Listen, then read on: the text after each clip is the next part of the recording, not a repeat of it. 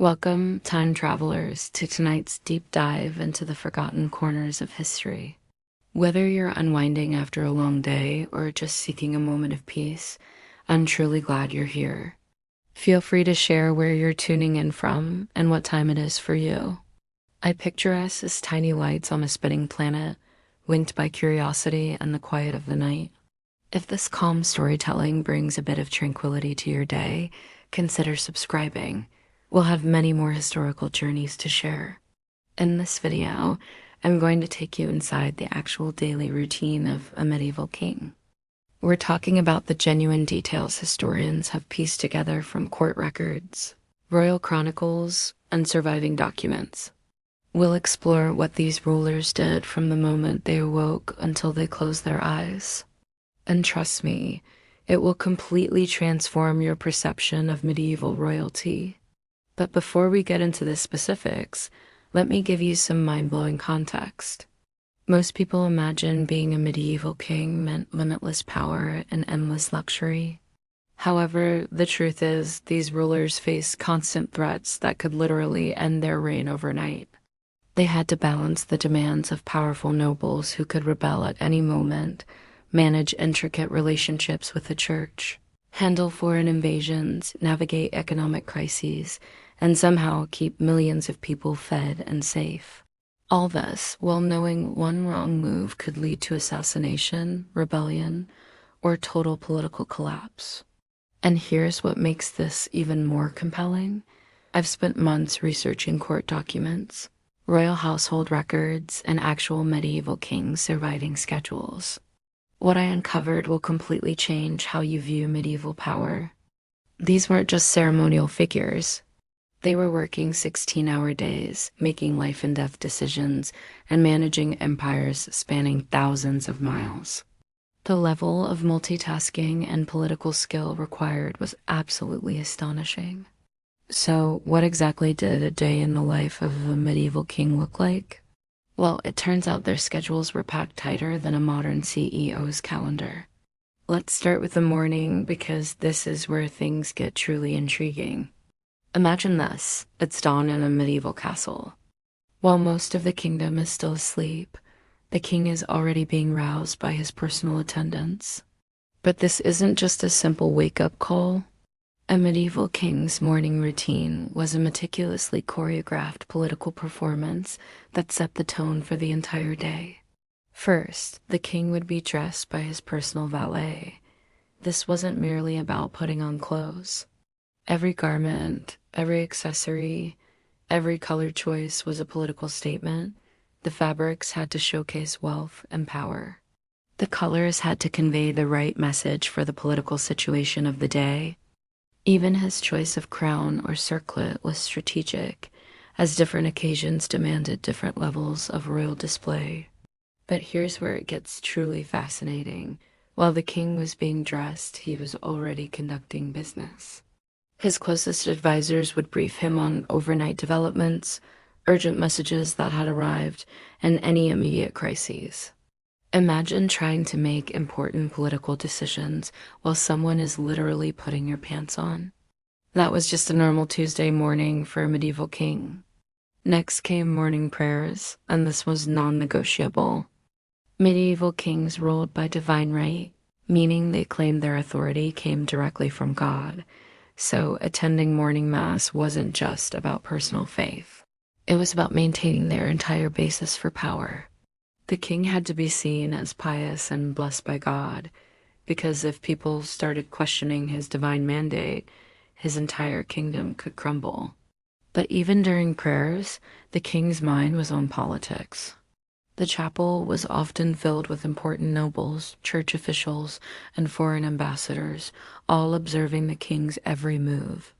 His behavior during mass, who he spoke to afterward, even where he said all of this was analyzed and interpreted for political meaning. After morning prayers came one of the most crucial parts of the king's day, something most people don't know about. It was called the morning audience, essentially office hours for the most powerful person in the kingdom. Lords, bishops, merchants, foreign diplomats, and sometimes even common citizens would line up for a chance to speak directly with the king about their problems, requests, or important news. This is where the king's political skills truly had to shine. He might hear a report about Viking raids on the northern border, followed by a complaint from merchants about unfair taxes, followed by a marriage proposal from a foreign princess, followed by a dispute between two powerful nobles threatening war. And the king had to listen to all of this, remember the details, make immediate decisions, and somehow keep everyone content enough to prevent rebellion. But the morning audience wasn't just about listening to problems. It was also a vital intelligence gathering operation. The king needed to know what was happening in every corner of his kingdom, what his enemies were planning, what his allies were thinking, and what the common people were saying about his rule. These morning meetings were how he stayed informed about threats and opportunities that could affect his reign. Now, let's talk about something that might surprise you. Medieval kings were constantly traveling. I'm not talking about occasional trips to other castles. I'm talking about spending months at a time on the road, moving from town to town, castle to castle, constantly on the move with their entire court following behind them. Why did they do this? Well, it turns out that being seen was absolutely critical to medieval kingship. In an era before mass communication, the only way for a king to maintain control over his territory was to physically show up and remind people of his existence. If a king stayed in one place too long, distant parts of his kingdom might start to forget about him, and local lords might begin to entertain ideas of independence. So, the king's travel schedule was incredibly demanding. He might spend 2 weeks at his castle in London, then travel for 3 days to reach a castle in the north, spend a week there handling local disputes and meeting with regional nobles, then travel south to deal with coastal problems, then head west to check on the Welsh borders, all while carrying the entire government apparatus with him. And when I say the entire government apparatus, I mean it. The royal household that traveled with the king included hundreds of people, personal servants, bodyguards, clerks, scribes, cooks, stable hands, musicians, priests, and dozens of government officials. They had to transport furniture, clothing, documents, weapons, food, and even the king's bed from castle to castle. It was like moving a small city every few days. But here's what makes this even more impressive. While the king was constantly traveling, he still had to keep running the government.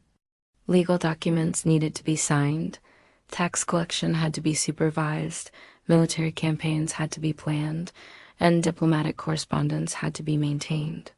All of this had to happen while bouncing around on horseback on medieval roads that were basically just muddy tracks.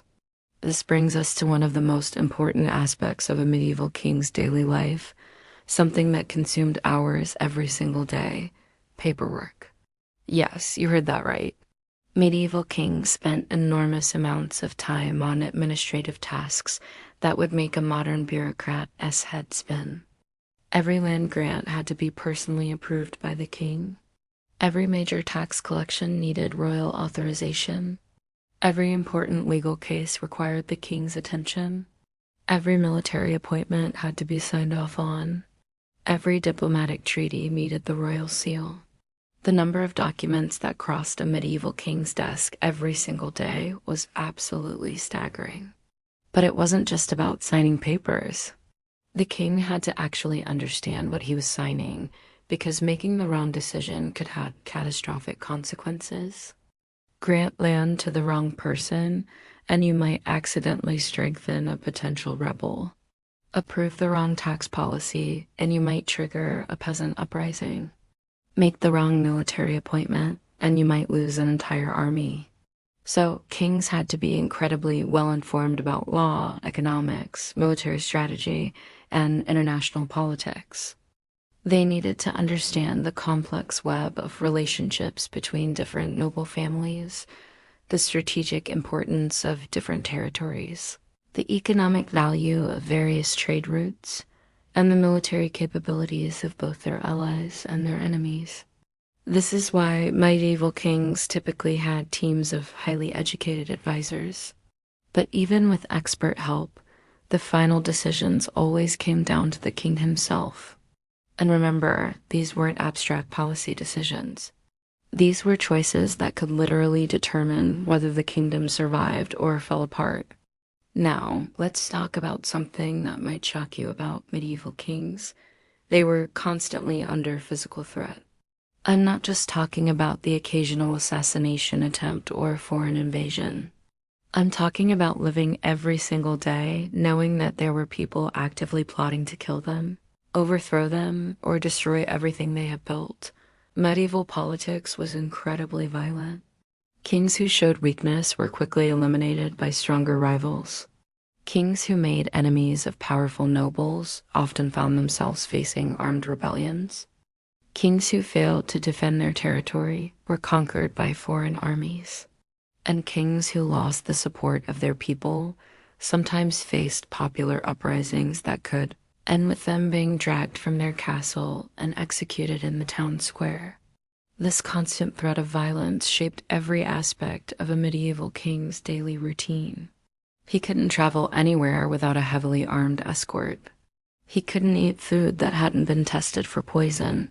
He couldn't sleep in a room that hadn't been secured by his bodyguards.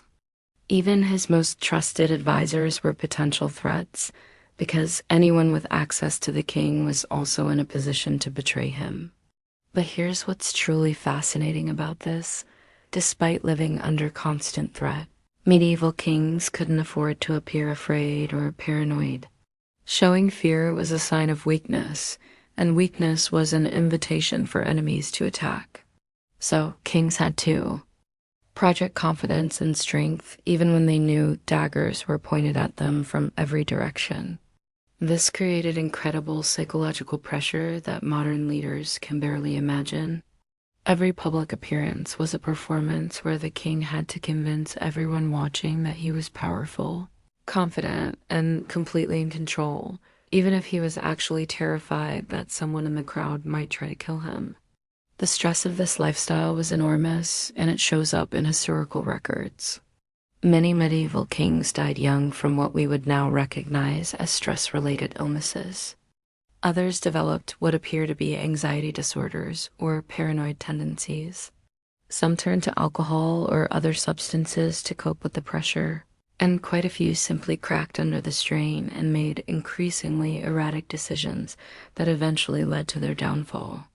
But the kings who survived and thrived were the ones who learned to manage this pressure while still making the thousands of complex decisions required to run a medieval kingdom.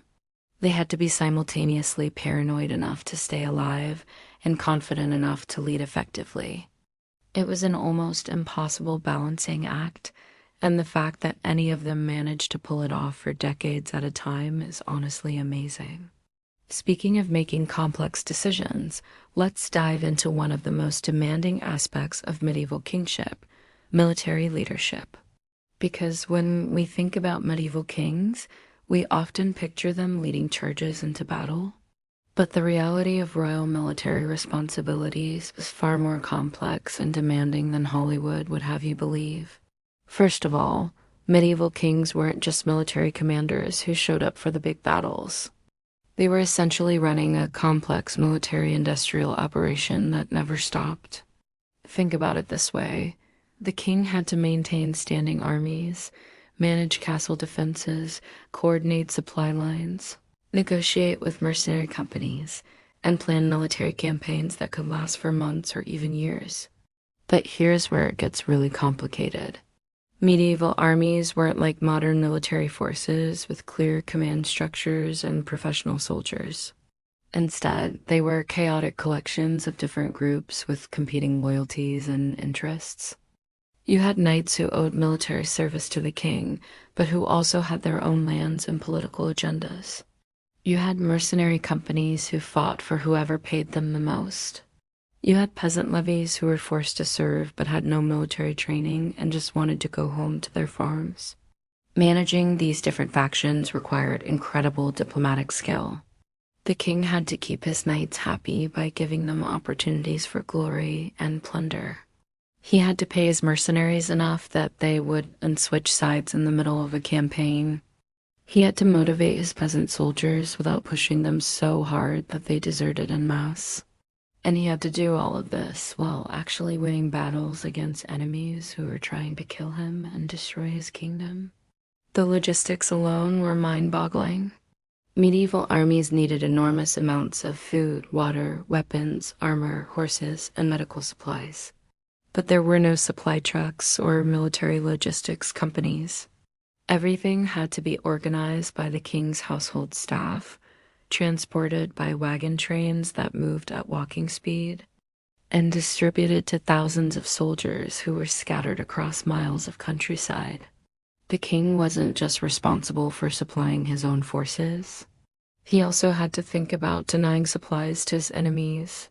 This meant controlling key bridges, roads, and river crossings. It meant securing food stores and preventing enemy raids on his territory. It meant maintaining intelligence networks to track enemy movements and plans. But perhaps the most stressful part of military leadership was making life-and-death tactical decisions in the middle of actual battles. When arrows are flying and men are dying all around you, the king still had to stay calm, assess the situation, and give orders that could determine whether his entire army lived or died. Medieval battles were incredibly chaotic and confusing. There were no radios or modern communication systems. Once the fighting started, the king might lose contact with parts of his army and have no idea what was happening on different parts of the battlefield. He had to make split-second decisions based on incomplete information, knowing that the wrong choice could result in total defeat and the destruction of his kingdom. And here is something that really shows how demanding medieval kingship was. Kings who were bad at military leadership didn't just lose battles. They lost everything. Their kingdoms were conquered, their families were killed or exiled, and they themselves were often executed by their victorious enemies. This created enormous pressure to constantly improve military skills and stay ahead of evolving battlefield tactics. Kings had to study the latest developments in weapons technology, fortification design, and combat strategies. They had to train regularly to maintain their personal fighting skills. And they had to build relationships with the best military minds of their time to get advice on complex strategic problems. But military leadership was just one part of the king's responsibilities. Let's talk about something that might surprise you even more. Medieval kings spent huge amounts of time on what we would now call economic policy and business management. You see, running a medieval kingdom was essentially like running a massive corporation with thousands of employees and complex revenue streams. The king had to manage royal estates that produced agricultural goods. He had to oversee mining operations that extracted valuable metals and minerals. He had to regulate trade routes and collect customs duties from merchants. He had to manage royal workshops that produced everything from weapons to luxury goods. But it wasn't just about making money. The king also had to think about economic strategy and long-term planning. Which industries should he invest in to strengthen his kingdom? Which trade partnerships would be most beneficial? How could he encourage economic growth while still maintaining political control? Medieval kings were constantly making decisions that sound like modern business problems. Should he raise taxes to fund a military campaign, even if it might hurt economic growth? Should he devalue the currency to make exports more competitive?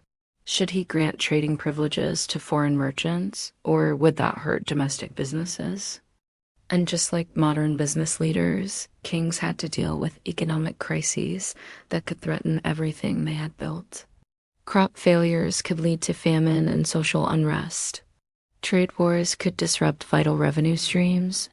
Currency manipulation by rival kingdoms could destabilize the entire economy. The king's economic decisions affected millions of people, and getting them wrong could trigger rebellions, invasions, or complete social collapse. So medieval kings had to become experts in agriculture, manufacturing, international trade, monetary policy, and dozens of other economic specialties. But here's what makes this even more impressive. Medieval kings had to manage all of these economic responsibilities without modern tools like statistical analysis, economic forecasting, or even basic accounting systems. They had to rely on their personal judgment, advice from trusted experts, and whatever information they could gather from traveling merchants and diplomatic contacts. Now, let's dive into something that consumed enormous amounts of the king's time and energy: legal responsibilities.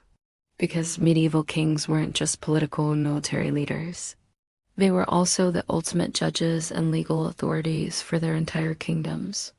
This meant that the most complex, important, and controversial legal cases eventually made their way to the king's personal attention.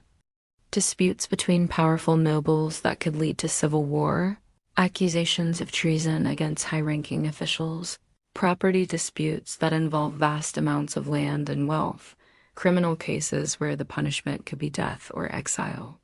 The king had to hear evidence, question witnesses, consult with legal experts, and make final decisions that everyone would accept as binding. But these weren't just abstract legal puzzles. These were cases where the king's judgment could determine whether someone lived or died, whether families kept their ancestral lands, whether political alliances survived or collapsed. And medieval law was incredibly complex. There were different legal systems for different classes of people. Church law governed certain types of cases. Local customs and traditions had to be respected. International treaties created additional legal obligations. The king had to understand all of these different legal frameworks and figure out how to apply them fairly while still maintaining his own political interests. But legal decision-making was just part of the king's judicial responsibilities. He also had to maintain the entire court system that administered justice throughout his kingdom. This meant appointing judges, overseeing court procedures, ensuring that legal decisions were enforced, and handling appeals from lower courts. Medieval justice was often harsh and violent, but it had to be effective enough to maintain social order. The king had to balance being tough enough to deter crime with being fair enough to maintain popular support. Too lenient, and criminals would think they could get away with anything. Too harsh, and people would see him as a tyrant who couldn't be trusted. This brings us to one of the most demanding aspects of medieval kingship: diplomatic relations with other kingdoms, the church, and powerful internal factions. Because medieval politics was like playing three-dimensional chess while blindfolded, with the stakes being the survival of your entire kingdom. Kings had to maintain complex relationships with dozens of different political actors, each with their own interests, capabilities, and potential for causing trouble.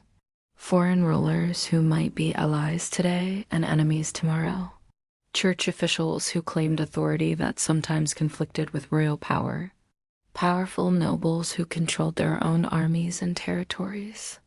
Merchant guilds that controlled vital economic resources. Every conversation, every letter, every diplomatic meeting was a high-stakes negotiation where the wrong word could trigger a crisis. Kings had to be incredibly skilled at reading people, understanding hidden agendas, and finding ways to get what they wanted without making unnecessary enemies. But diplomatic skill wasn't just about personal charm or negotiating ability. Kings also had to understand the complex web of relationships between different political actors. Who was allied with whom? What were each faction's strengths and weaknesses? How would different groups react to various policy decisions? This required maintaining extensive intelligence networks and spending huge amounts of time analyzing political information. The king needed to know what foreign rulers were planning, what his own nobles were thinking, what the church hierarchy was discussing, and what ordinary people were saying about his government. And all of this political maneuvering had to happen while the king was simultaneously managing military campaigns, economic crises, legal disputes, and the hundreds of other daily responsibilities that came with running a medieval kingdom. It is honestly amazing that anyone could handle this level of complexity and pressure without completely losing their minds. But the kings who survived and prospered were the ones who developed systems and skills that allowed them to juggle all of these different responsibilities effectively. They built trusted teams of advisors and administrators. They created efficient procedures for handling routine decisions. They learned to prioritize the most important problems and delegate less critical tasks to subordinates. Most importantly, they understood that being a medieval king wasn't just about having power. It was about using that power effectively to solve problems, protect their people, and build something that would last beyond their own lifetime. The kings who forgot this lesson usually didn't stay kings for very long.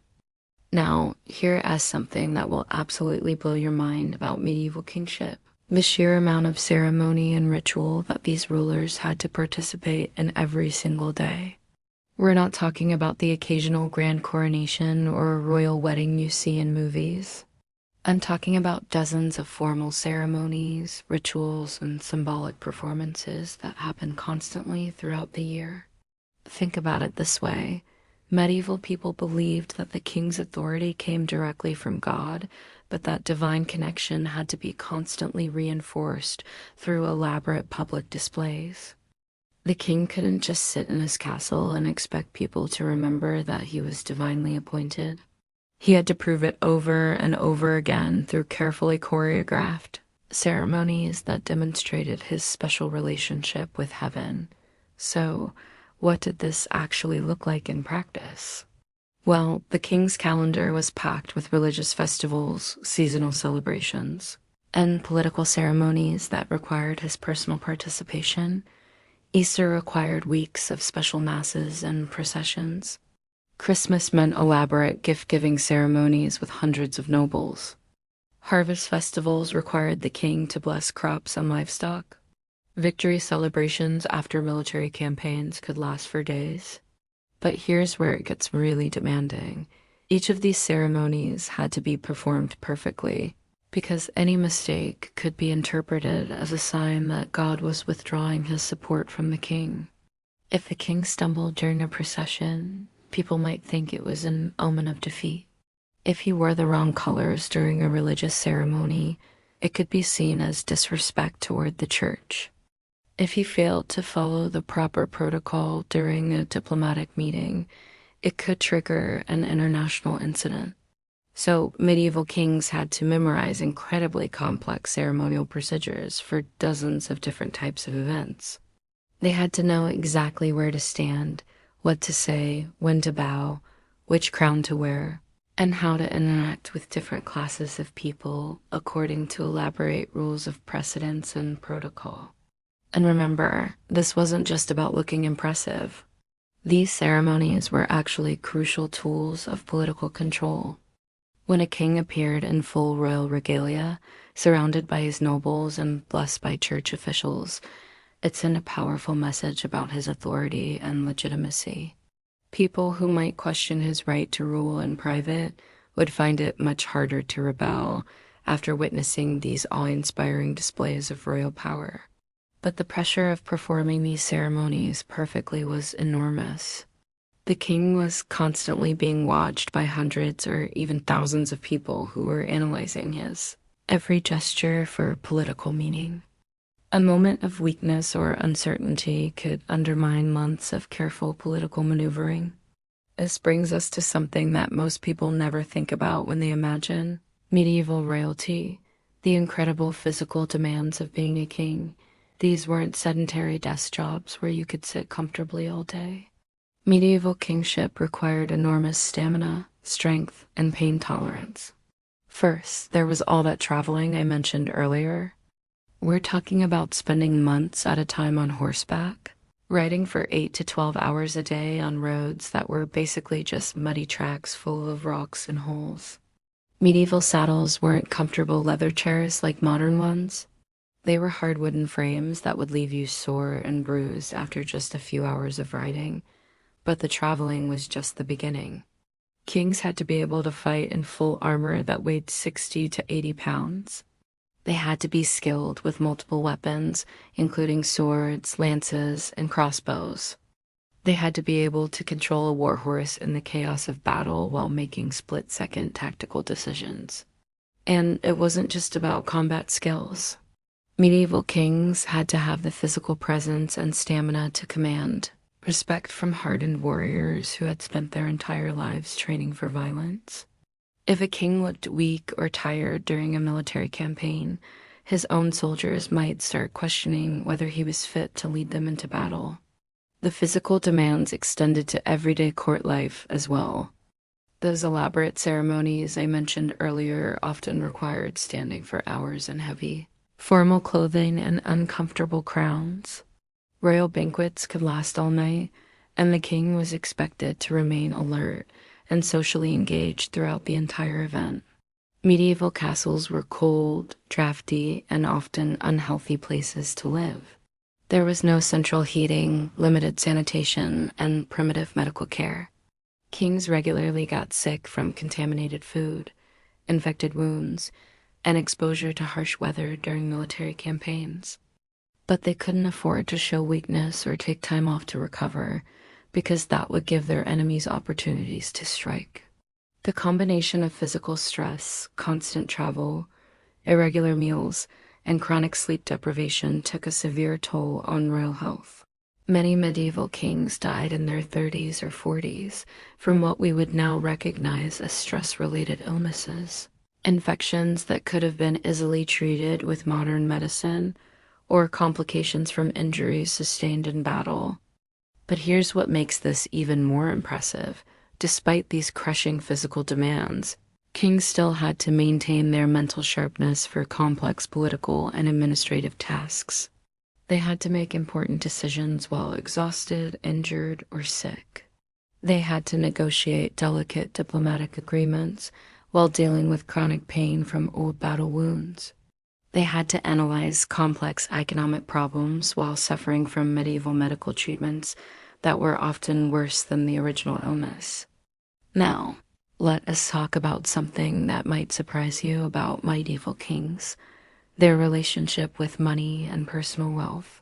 Because while we tend to think of medieval royalty as incredibly rich people who could afford anything they wanted, the financial reality of kingship was actually much more complicated and stressful than you might expect. Yes, medieval kings had access to enormous wealth compared to ordinary people. They owned vast amounts of land, collected taxes from millions of subjects, and controlled valuable natural resources like mines and forests. But here's the thing that most people don't realize. Almost all of that wealth was tied up in assets that couldn't be easily converted to cash. And the king's expenses were absolutely staggering.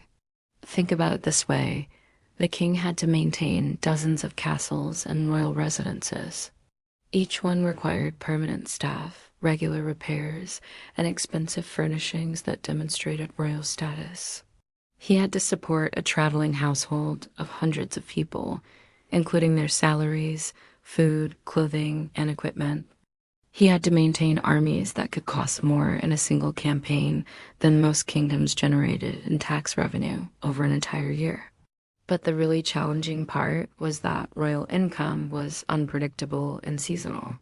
Tax collection depended on successful harvests, which could be ruined by bad weather, disease, or enemy raids. Trade revenues fluctuated based on international conflicts and economic conditions beyond the king's control. Military victories could bring in massive amounts of plunder, but military defeats could bankrupt the entire kingdom.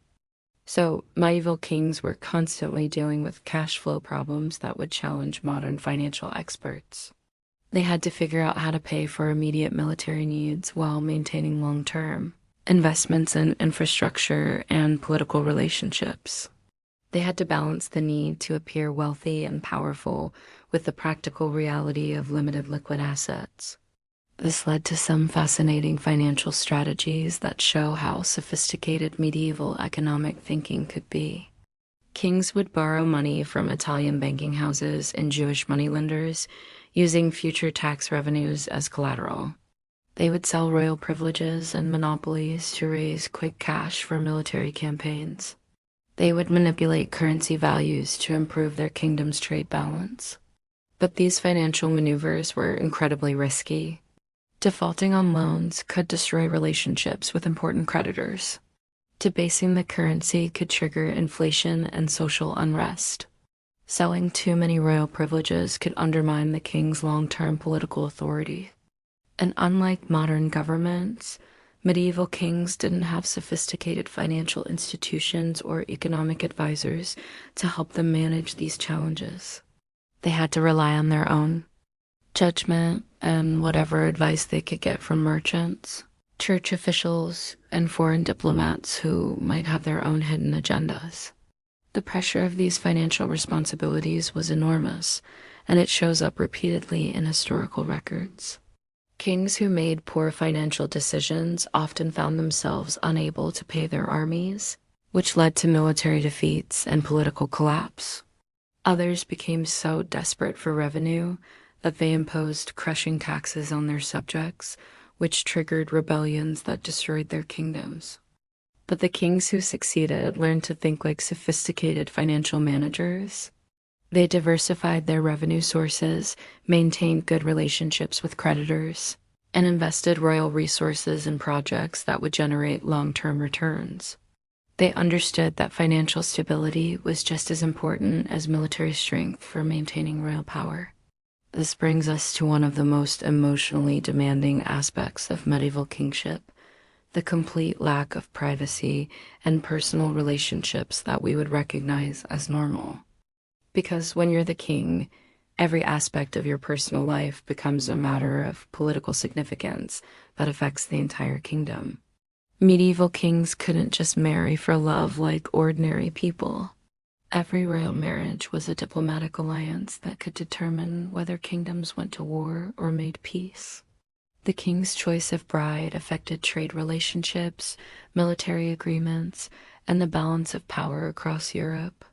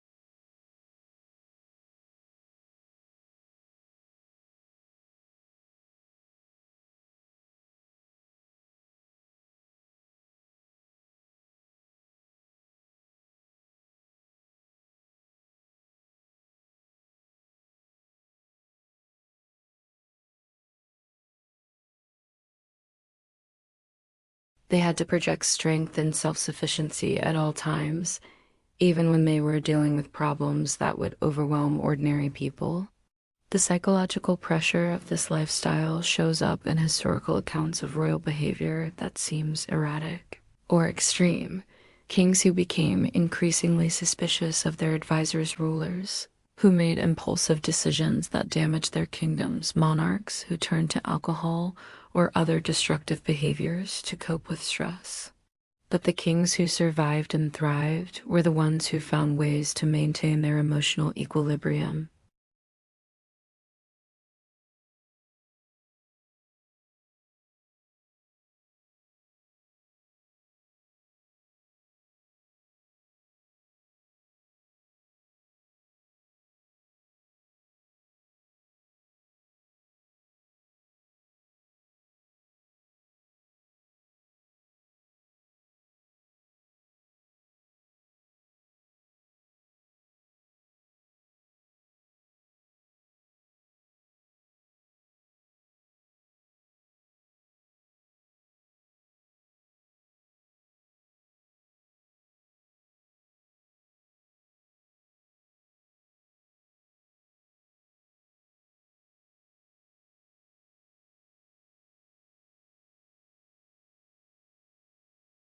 The king also needed to speak the local languages of different regions in his kingdom, because effective rule required direct communication with subjects from various cultural backgrounds.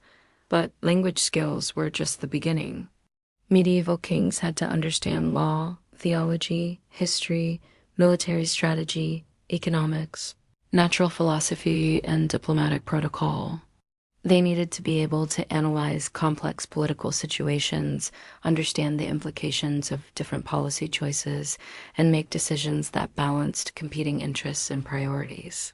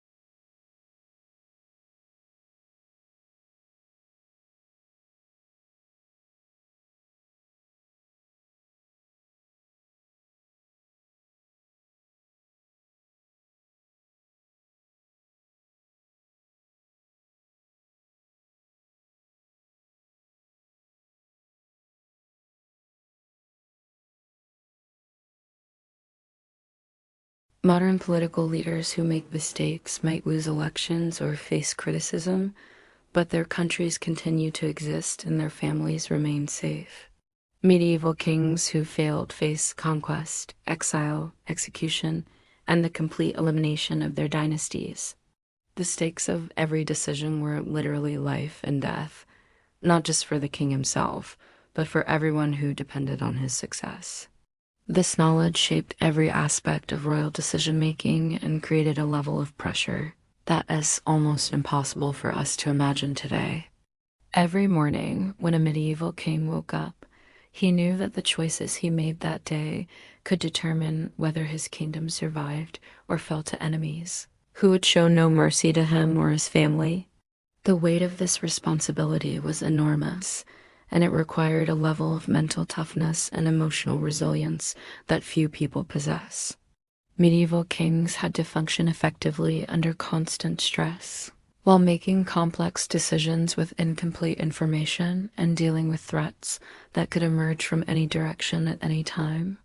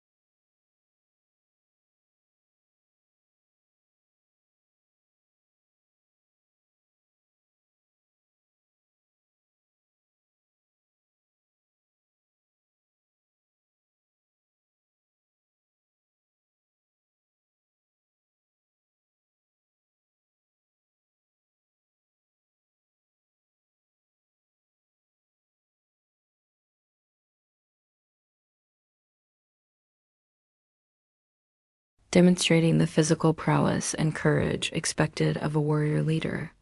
A single hunting trip might accomplish the equivalent of what would take a modern executive dozens of separate meetings, training sessions, and fact-finding missions to achieve. Medieval kings had to think in these multi-layered ways about every activity in their schedule, because there simply weren't enough hours in the day to address each responsibility separately. This multitasking extended to their communication strategies as well. A single royal letter might contain military orders, economic policy directives, legal judgments, and diplomatic negotiations, all woven together in carefully crafted language that sent different messages to different audiences. The king's scribes had to be incredibly skilled to help draft documents that accomplished multiple political objectives simultaneously. But perhaps the most impressive example of this multitasking approach was how medieval kings handled what we might call crisis management.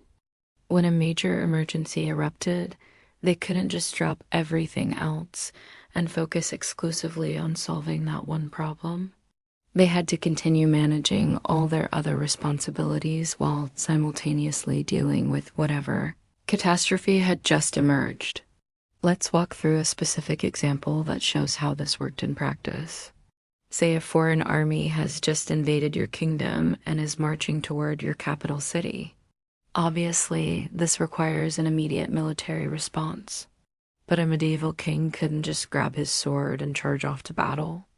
First, he had to secure his kingdom's political stability before leaving for the campaign. This meant meeting with his most powerful nobles to ensure their continued loyalty, making arrangements for governing the kingdom in his absence, and taking hostages from potentially unreliable lords to prevent rebellions while he was away fighting the invasion. Simultaneously, he had to organize the financial resources needed for the military campaign. This required negotiating with moneylenders, calling in debts from his vassals, and possibly selling royal assets to raise the enormous sums needed to equip and supply an army. At the same time, he had to handle the diplomatic aspects of the crisis. This meant sending messages to potential allies asking for military assistance, negotiating with neutral parties to prevent them from joining the enemy, and communicating with church officials to ensure their support for what he would frame as a just war. And while all of this was happening, he still had to maintain the regular functions of government. Legal cases couldn't just be postponed indefinitely while he dealt with the invasion. Tax collection had to continue to fund the war effort. Trade relationships had to be managed to prevent economic collapse during the military emergency. The logistical coordination required to handle all of these different aspects of crisis management simultaneously was absolutely staggering. The king had to keep track of dozens of different ongoing negotiations, military preparations, financial arrangements, and political maneuverings all at the same time. But here's what makes this even more impressive. Medieval kings had to manage all of this coordination without modern communication technology. There were no phones, no email, no instant messaging systems. Every important communication had to be written by hand, sealed with the royal seal, and carried by messengers on horseback who might take days or weeks to reach their destinations. This meant that kings had to be incredibly skilled at long-term strategic planning and anticipating how different situations might develop over time. When they sent a message to a potential ally asking for military assistance, they had to predict what the political situation would look like by the time that message arrived and a response came back. They also had to build redundancy into their communication systems because messages could be intercepted by enemies. Messengers could be killed or captured, and important documents could be lost or delayed by bad weather or dangerous road conditions. Smart kings would send the same message through multiple channels and use coded language to protect sensitive information from hostile interception. The mental demands of keeping track of all these different communication threads while simultaneously managing military, political, and economic crises would challenge the most sophisticated modern leaders. Medieval kings had to do it all with nothing more than their personal memory, handwritten notes, and whatever organizational systems they could develop with their small staffs of clerks and advisors. Now, let's dive into something that reveals just how demanding the intellectual side of medieval kingship really was: the king's role as the ultimate legal authority for his entire kingdom. Because this wasn't just about making occasional high-profile decisions in important cases. Medieval kings were essentially running the entire judicial system and had to understand legal principles that would challenge modern lawyers and judges.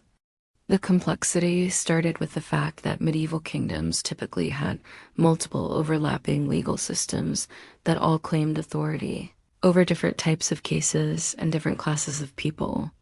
There was royal law that applied to cases involving the crown's direct interests. There was church law that governed moral and religious matters. There was feudal law that regulated relationships between lords and vassals. There were local customs and traditions that varied from region to region within the same kingdom. The king had to understand all of these different legal frameworks and figure out which one applied to each case that came before him. But it gets even more complicated because many cases involve conflicts between different legal systems. What happened when church law said one thing and royal law said something else? How did you handle disputes between people who were subject to different legal traditions? These weren't abstract theoretical problems. They were practical dilemmas that could determine whether someone lived or died, whether families kept their ancestral lands, whether entire regions remained loyal to the crown or rebelled against royal authority. The king's legal decisions had immediate and far-reaching political consequences that could affect the stability of his entire kingdom.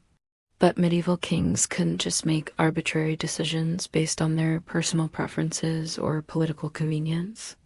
They had to justify their judgments according to established legal principles and precedents that would be accepted as legitimate by the various groups affected by their rulings. This required an incredibly sophisticated understanding of legal reasoning, historical precedents, and political implications. Kings had to be able to analyze complex factual disputes, evaluate conflicting testimony from witnesses who might be lying or mistaken, and apply abstract legal principles to specific situations that might not fit neatly into existing categories. The intellectual demands were made even more challenging by the fact that medieval law was heavily influenced by religious and moral considerations that modern legal systems try to separate from practical judicial decision-making. Kings had to consider not just what was legally correct, but also what was morally right according to Christian doctrine, what was politically wise given the current balance of power, and what was practically enforceable given the limited resources available for implementing their decisions. And remember, these legal decisions had to be made quickly, often with incomplete information and under intense pressure from competing interest groups, who all claimed that their version of events was correct and their desired outcome was just. The stakes were enormous because legal decisions were one of the primary ways that medieval kings demonstrated their wisdom, fairness, and divine mandate to rule. A king who consistently made legal judgments that were seen as arbitrary, unfair, or incompetent would quickly lose the respect and loyalty of his subjects. But kings who developed reputations for wise and just legal decision-making could use that moral authority to strengthen their political position and solve other problems facing their kingdoms. People who trusted their king's judgment in legal matters were more likely to support him during military crises, pay their taxes without resistance, and remain loyal during political challenges from rival claimants to the throne. This brings us to another aspect of medieval kingship that required incredible skill and emotional intelligence: managing the complex web of personal relationships that held medieval political systems together. Because unlike modern governments that rely on bureaucratic institutions and legal frameworks, Medieval kingdoms were essentially networks of personal loyalties and individual relationships. The king's ability to build and maintain these relationships determined whether his kingdom prospered or collapsed. He had to simultaneously manage relationships with dozens of powerful nobles, church officials, foreign rulers, military commanders, economic leaders, and regional administrators. Each of these relationships required different approaches and had different implications for royal policy. Consider the challenge of managing relationships with his own nobles. These were men who controlled their own armies, ruled their own territories, and had their own political ambitions and family interests. They owed loyalty to the king, but they also had independent sources of power that could make them dangerous if they became disaffected.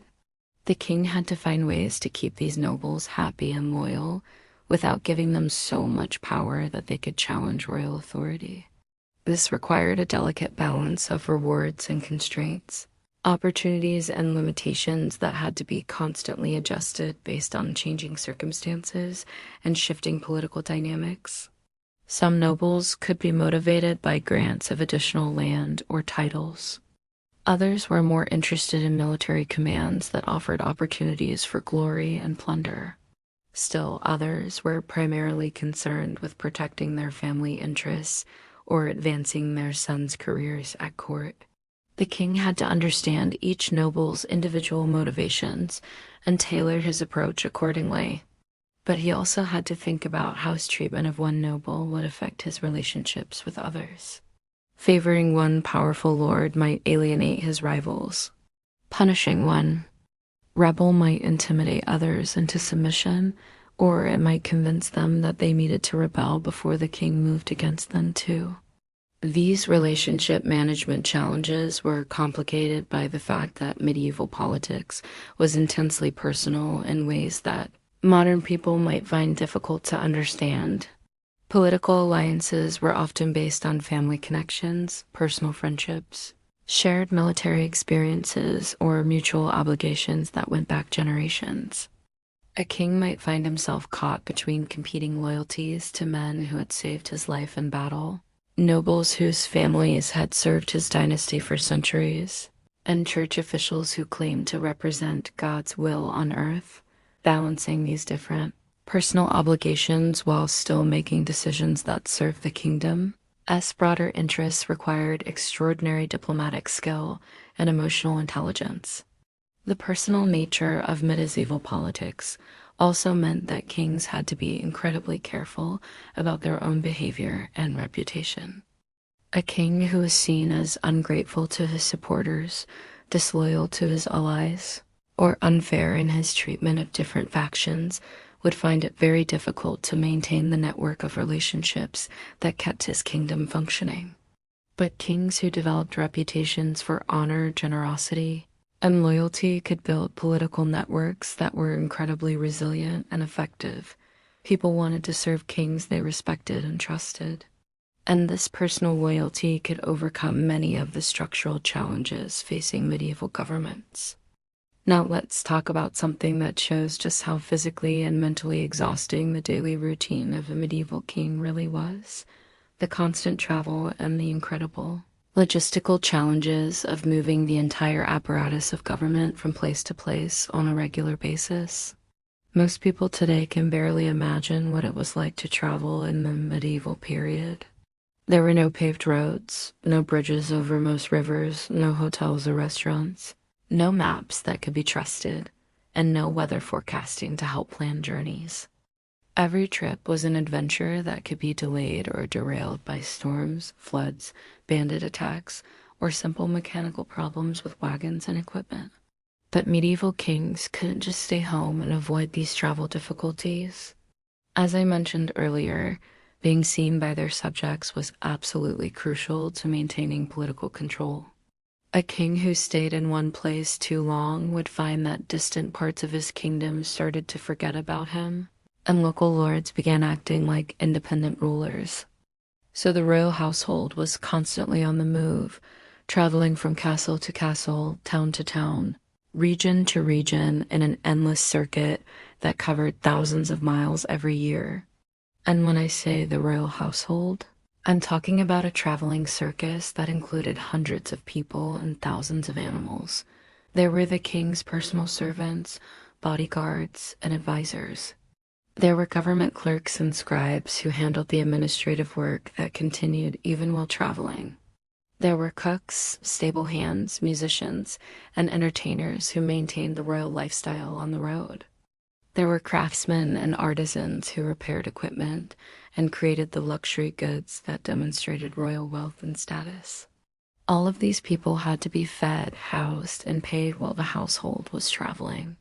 They needed wagons for their personal belongings, tools for their work, and animals to pull the heavy carts loaded with royal furniture, clothing, documents, and ceremonial equipment that moved with the king wherever he went. The logistical coordination required to move this traveling city was absolutely mind-boggling. Someone had to plan routes that could accommodate hundreds of people and dozens of heavy wagons. Food and supplies had to be arranged at each stopping point. Accommodations had to be prepared for the entire household, which often meant taking over entire towns or requiring local lords to provide hospitality, whether they could afford it or not. But here's what makes this even more challenging. The king couldn't just focus on travel logistics while his household was on the road.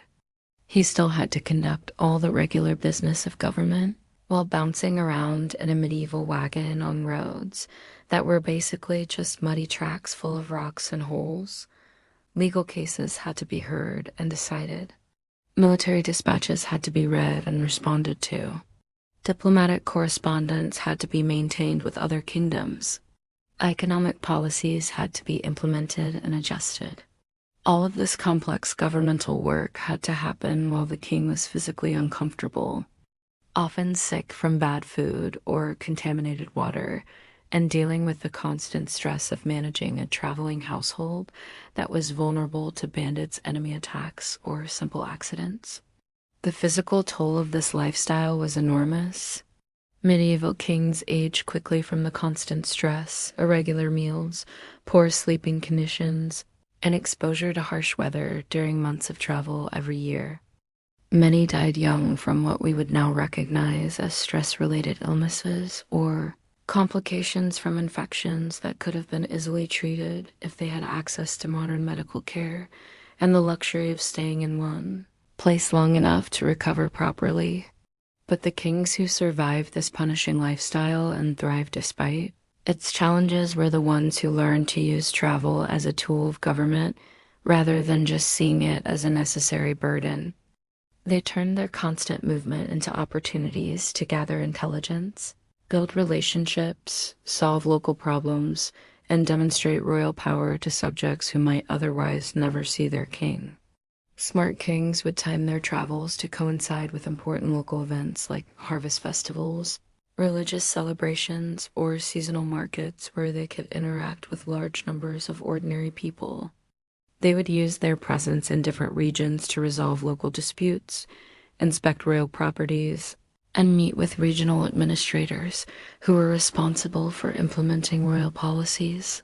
The most successful medieval kings turned their traveling households into mobile centers of government that could respond quickly to crises anywhere in the kingdom. When news arrived of a foreign invasion, internal rebellion, or a natural disaster, the king could immediately redirect his route to address the emergency personally, rather than trying to manage the crisis from a distant capital. This mobility gave medieval kings a flexibility and responsiveness that would be envied by many modern leaders. But it came at an enormous personal cost in terms of physical hardship, family separation, and the constant stress of living without a permanent home or secure base of operations. The daily reality of medieval kingship was far more demanding, dangerous, and exhausting than most people realize. These rulers were working incredibly hard under crushing pressure to solve problems that would challenge the most capable modern leaders, all while dealing with physical hardships and personal sacrifices that few of us could endure. Yet, Despite all of these challenges, many medieval kings not only survived, but actually accomplished remarkable things that shaped the course of European civilization. They built legal systems that influenced modern democracy, established trade networks that connected different parts of the world, created cultural institutions that preserved knowledge through dark periods of history, and developed political innovations that solved complex problems of governance and social organization. The next time you see a movie about medieval kings lounging around in luxury, remember that the reality was completely different. These were some of the hardest working, most pressured, and most accomplished leaders in human history. Their daily lives were filled with challenges that would overwhelm most modern executives, politicians, or military commanders. But before we can fully appreciate what made the most successful medieval kings so remarkable, we need to understand one more crucial aspect of their daily lives that ties together all of these different challenges and responsibilities.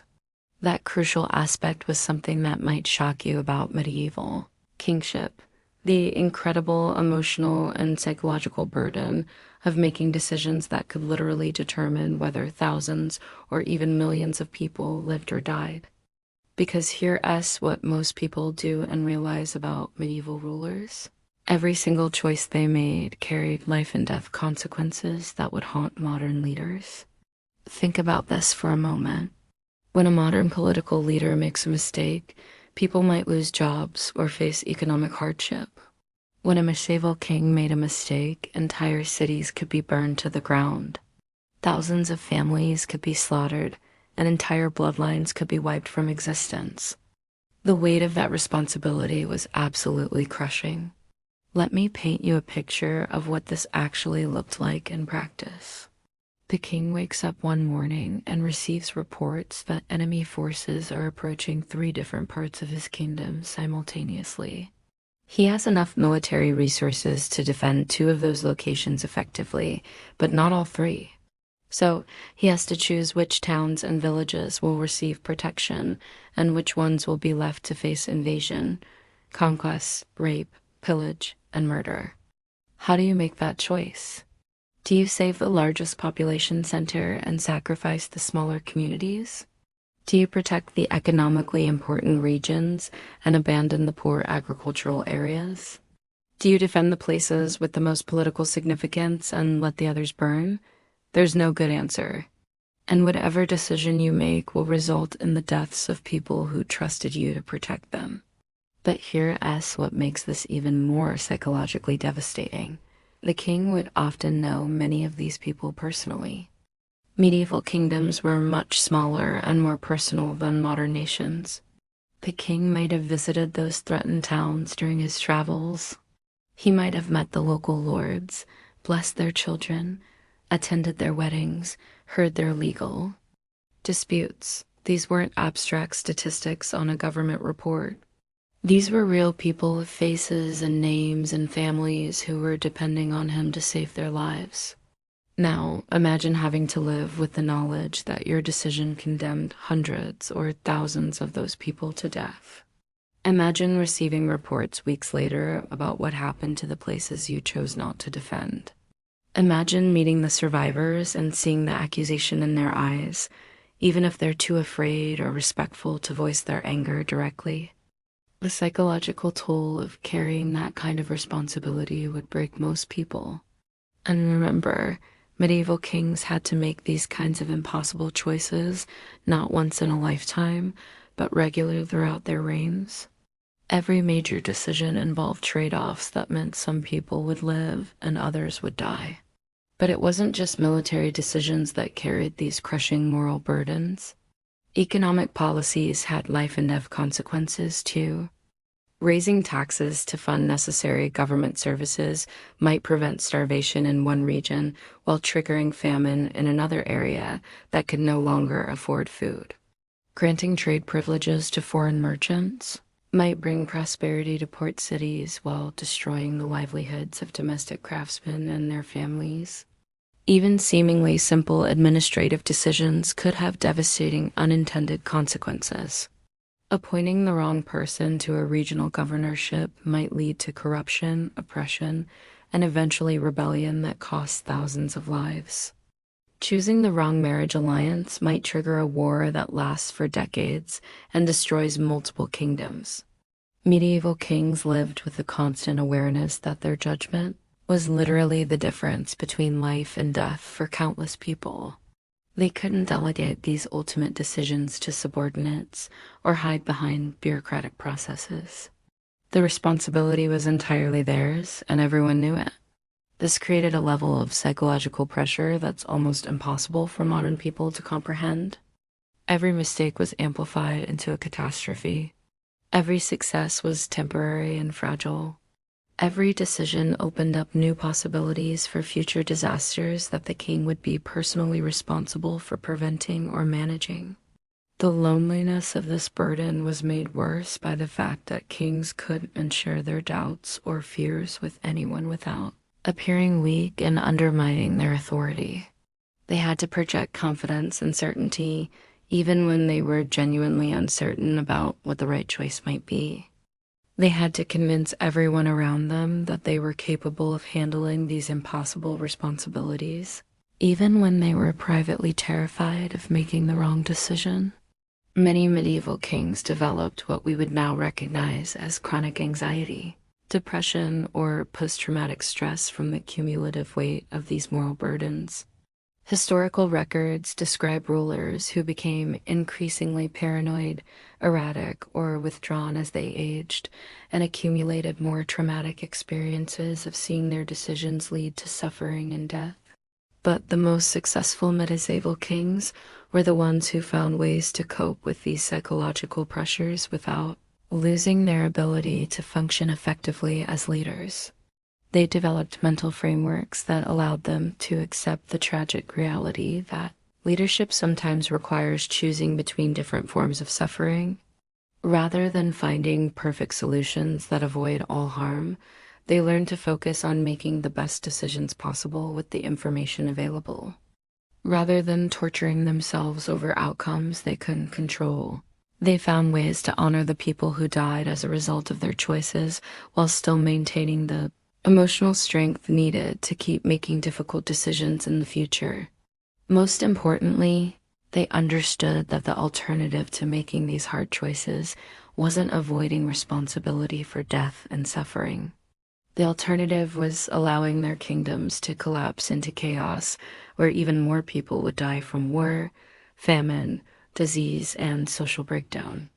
The burden of leadership was accepting responsibility for some deaths in order to prevent even greater catastrophes. Now, let's talk about something that reveals just how sophisticated medieval kings had to be as strategic thinkers. Their approach to what we would now call intelligence gathering and information warfare. Because successful medieval rulers weren't just making decisions based on whatever information happened to come their way. They were actively building and managing complex intelligence networks that would impress modern spy agencies. Think about the challenge these kings faced. They needed to know what was happening in every corner of their own kingdoms, what their enemies were planning, what their allies were really thinking, what foreign rulers were negotiating with each other, and what ordinary people were saying about royal policies. All of this intelligence gathering had to happen in an age without telecommunications, photography, or any of the technological tools that modern intelligence services take for granted. So, how did medieval kings solve this problem? They created sophisticated human intelligence networks that relied on personal relationships, financial incentives, and careful psychological manipulation to gather information from sources throughout Europe and beyond. Royal courts were filled with foreign diplomats, traveling merchants, visiting scholars, and other people who had access to information from distant places. Smart kings learned to extract intelligence from these visitors through careful questioning during seemingly casual social interactions. A conversation about trade conditions might reveal information about military preparations. A discussion of religious matters might provide insights into political tensions in neighboring kingdoms. but passive intelligence gathering wasn't enough. Medieval kings also recruited active agents who would travel to foreign courts, infiltrate enemy organizations, and report back on everything they observed. These weren't professional spies in the modern sense, but rather trusted individuals who combined intelligence gathering with their regular activities as merchants, pilgrims, scholars, or diplomatic representatives. The most effective intelligence networks included people from all levels of society. Servants in enemy castles could report on private conversations between hostile nobles. Merchants could observe military preparations and economic conditions in foreign territories. Church officials could provide information about political discussions that happened during religious meetings and ceremonies. Managing these intelligence networks required incredible skill in human psychology and relationship management. Kings had to identify people who had access to valuable information and figure out how to motivate them to share it. Some agents were motivated by money, others by political beliefs, and still others by personal loyalty to the king or hatred of his enemies. But intelligence gathering was only half the battle. Medieval kings also had to master what we would now call information warfare by controlling how information spread throughout their own kingdoms and beyond. They needed to promote narratives that supported their authority while suppressing stories that might undermine their legitimacy or encourage rebellion. This required sophisticated understanding of how information traveled in medieval society. News spread through merchant networks, religious organizations, traveling entertainers, and the constantly moving populations of soldiers, craftsmen, and agricultural workers. Kings had to influence all of these communication channels to ensure that their preferred version of events reached their subjects before enemy propaganda could take hold. Royal courts became centers of what we might call medieval media production. Kings employed chroniclers, poets, musicians, and artists who created official versions of important events that portrayed the royal government in the most favorable possible light. These creative works weren't just entertainment. They were political tools designed to shape public opinion and reinforce royal authority. But controlling information flow required more than just producing royal propaganda. Kings also had to suppress or counter hostile narratives that could damage their reputations or encourage opposition to their rule. This meant monitoring what people were saying in taverns, markets, and other gathering places where public opinion was formed. The most sophisticated medieval kings understood that information warfare was just as important as military campaigns for determining who held power. They invested enormous resources in gathering intelligence about their enemies and controlling how their own actions were perceived by their subjects and foreign observers. Now, here is something that will absolutely blow your mind about the complexity of medieval kingship: the incredible diplomatic sophistication required to manage relationships not just with other kingdoms, but with the dozens of semi-independent political entities that existed within medieval Europe. We tend to think of medieval politics in terms of simple relationships between different kingdoms, but the reality was far more complex. A typical medieval king had to simultaneously manage diplomatic relationships with other royal courts, powerful duchies, and counties within his own kingdom, independent city-states, merchant guilds, religious orders, military organizations like the Knights Templar, and various tribal or ethnic groups that maintained some degree of autonomy. Each of these relationships required different diplomatic approaches and had different implications for royal policy. The king couldn't just treat everyone the same way, because what worked with one group might be completely counterproductive with another. Consider the challenge of managing relationships with powerful merchant guilds.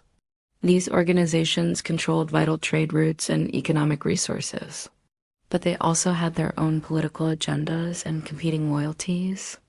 The king needed their economic support and cooperation, but he also had to prevent them from becoming so powerful that they could challenge royal authority. This required a delicate balance of granting privileges and imposing restrictions, offering protection and demanding loyalty, supporting their economic interests while maintaining political control.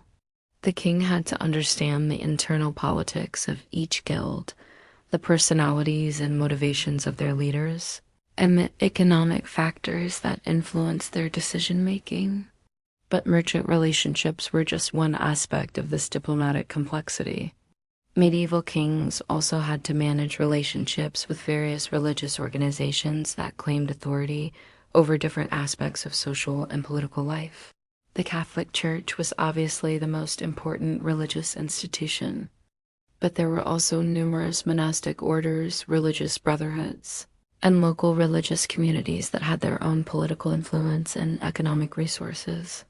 Each religious organization had its own interpretation of Christian doctrine, its own political preferences, and its own economic interests that might conflict with royal policy.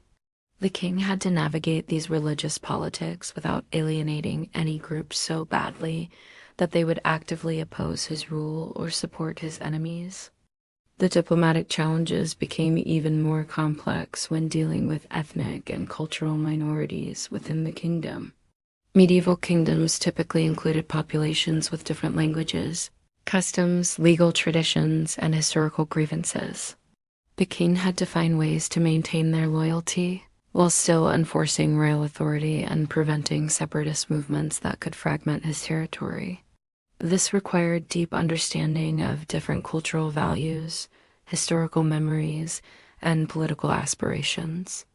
What motivated one ethnic group might be completely irrelevant to another. What one community saw as generous royal patronage, another might interpret as insulting condescension or cultural oppression. Medieval kings who succeeded at managing this diplomatic complexity were the ones who invested enormous time and energy in understanding the perspectives and interests of all these different groups. They learned to speak multiple languages, understand different cultural traditions, and adapt their communication styles to different audiences. They also developed sophisticated strategies for playing different groups off against each other when necessary, while avoiding the kind of manipulative behavior that would destroy their credibility and trustworthiness. The most successful kings were seen as fair mediators who could resolve conflicts between different factions rather than as partisan leaders who favored some groups over others. But perhaps the most impressive aspect of medieval diplomatic management was how kings handled the constant tension between competing loyalties and obligations. Almost everyone in medieval society owed allegiance to multiple different authorities, and these competing loyalties created endless opportunities for conflict and political manipulation. A powerful noble might owe military service to the king, religious obedience to the pope, economic obligations to merchant guilds, and family loyalty to relatives who served foreign rulers. When these different loyalties came into conflict, the noble had to choose which obligation took priority, and the king had to influence that choice without appearing to be unreasonable or tyrannical. Medieval kings became masters of what we might call loyalty management, finding ways to structure incentives and obligations so that people as various loyalties reinforced, rather than contradicted their duties to the crown. This required incredible subtlety and long-term strategic thinking that went far beyond simple reward and punishment approaches to political control. The daily reality of managing all these complex diplomatic relationships while simultaneously handling military crises, economic problems, and administrative responsibilities required a level of political sophistication that would challenge the most experienced modern leaders. Medieval kings had to be strategic thinkers, skilled negotiators, cultural anthropologists, and psychological manipulators all at the same time.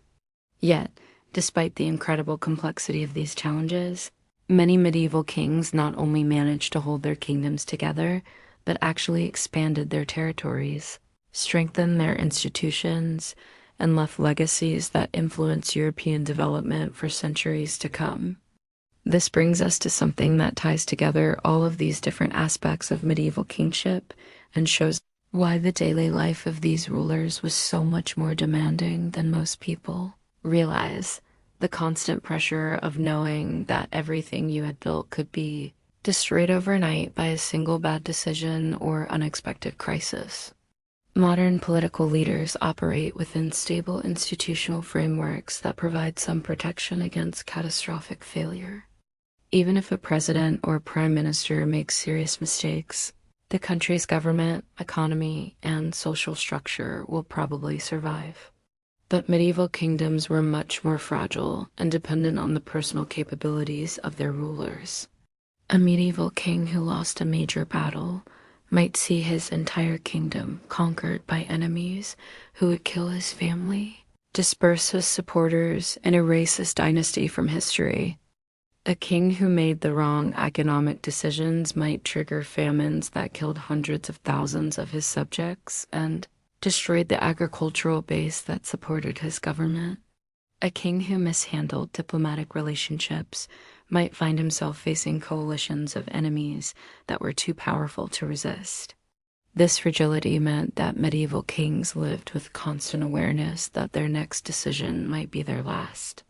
Every choice carried the potential for catastrophic consequences that could undo decades of careful work in building and strengthening their kingdoms. The psychological pressure of this reality shaped every aspect of how they approached their daily responsibilities. It explains why medieval kings were willing to endure the physical hardships of constant travel, the emotional isolation of supreme authority, and the crushing workload of managing every aspect of government personally. They understood that the alternative to accepting these burdens was risking the complete destruction of everything they cared about. It also explains why successful medieval kings developed such remarkable skills in so many different areas. They had to be excellent at everything because failure in any one area could trigger cascading disasters that destroyed their entire kingdom. There was no room for specialization or delegation of the most critical decisions. The daily life of a medieval king was essentially a high-stakes performance where every scene had to be played perfectly because the audience was constantly looking for signs of weakness, incompetence, or vulnerability that they could exploit. The king had to project strength while feeling fear, demonstrate wisdom while facing impossible choices, and maintain authority while depending on the loyalty of people who might betray him at any moment. But here is what makes the achievements of successful medieval kings so remarkable.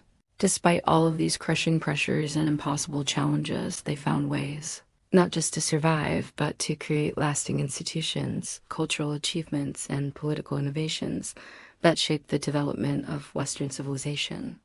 They built legal systems that established principles of justice and individual rights that influenced modern democracy. They created economic institutions that facilitated trade and prosperity across vast regions of Europe. They established educational and cultural institutions that preserved knowledge and promoted learning during periods of social chaos and political instability. Most importantly, they developed models of leadership and governance that showed how individual skill, courage, and dedication could overcome seemingly impossible obstacles and create positive change even in the most difficult circumstances. The next time you think about medieval kings, remember that these weren't primitive autocrats who ruled through simple force and intimidation. They were sophisticated leaders who mastered incredibly complex challenges while operating under constraints and pressures that would overwhelm most modern politicians and executives.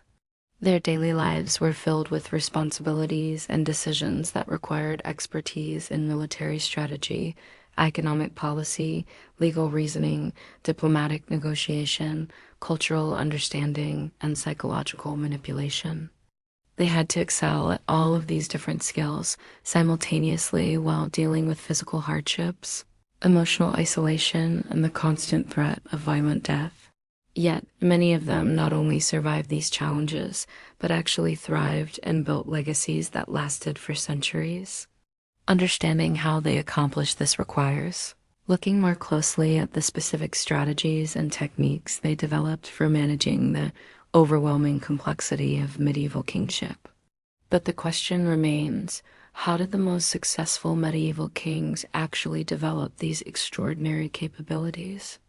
The answer lies in something that most people never consider about royal education and preparation. Medieval princes weren't just born into power and expected to figure things out on their own. Instead, they underwent incredibly intensive training programs that would make modern military academies look like summer camps. From the moment a prince could walk, his education was focused on preparing him for the crushing responsibilities of kingship. But this wasn't just about learning to read Latin or memorize genealogies of noble families. Medieval royal education was a comprehensive program designed to develop every skill that would be needed to survive and thrive as a ruler. Physical training was absolutely brutal by modern standards. Young princes were expected to master horseback riding, not just for transportation, but for mounted combat in full armor while controlling a war horse in the chaos of battle. They had to become expert swordsmen, archers, and tacticians who could personally lead troops into life or death situations. But the physical training was just the foundation.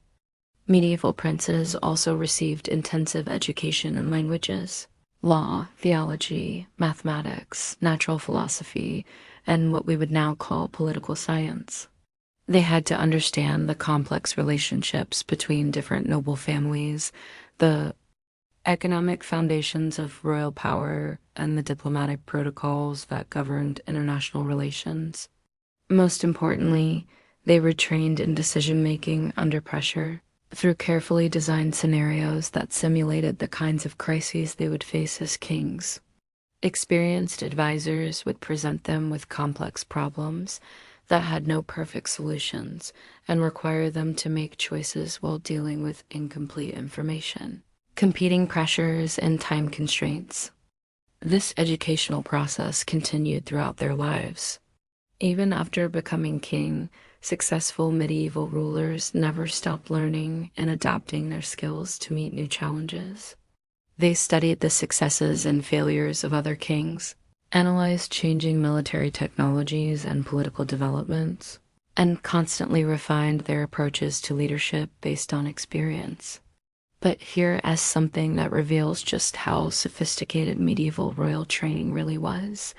These educational programs weren't just about developing individual skills. They were also about building the psychological resilience and emotional control needed to function effectively under the crushing pressures of kingship. Medieval princes were deliberately exposed to stressful situations, difficult moral dilemmas, and experiences of failure and loss that would prepare them for the emotional challenges of royal responsibility. They learned to make decisions while dealing with fear, uncertainty, and the knowledge that people would die as a result of their choices. This psychological preparation was crucial because, as we've seen, medieval kingship required maintaining perfect composure and projecting confidence even in the most desperate situations. Kings who showed panic, indecision, or emotional breakdown would quickly lose the respect and loyalty of their subjects and find themselves facing rebellions or foreign invasions. The most successful medieval kings were the ones who had internalized these lessons so completely that they could function effectively, even when facing seemingly impossible challenges. They had developed what we might call supreme emotional intelligence that allowed them to read people, manage relationships, and inspire loyalty even when everything seemed to be falling apart around them. Now, let us examine something that shows just how strategically sophisticated medieval kings had to be: their approach to what we would now call succession planning and dynasty building. Because medieval rulers couldn't just focus on solving immediate problems. They also had to think decades into the future and create systems that would allow their kingdoms to survive and prosper long after their own deaths. This was incredibly challenging because medieval kingdoms faced constant threats that could destroy royal dynasties overnight.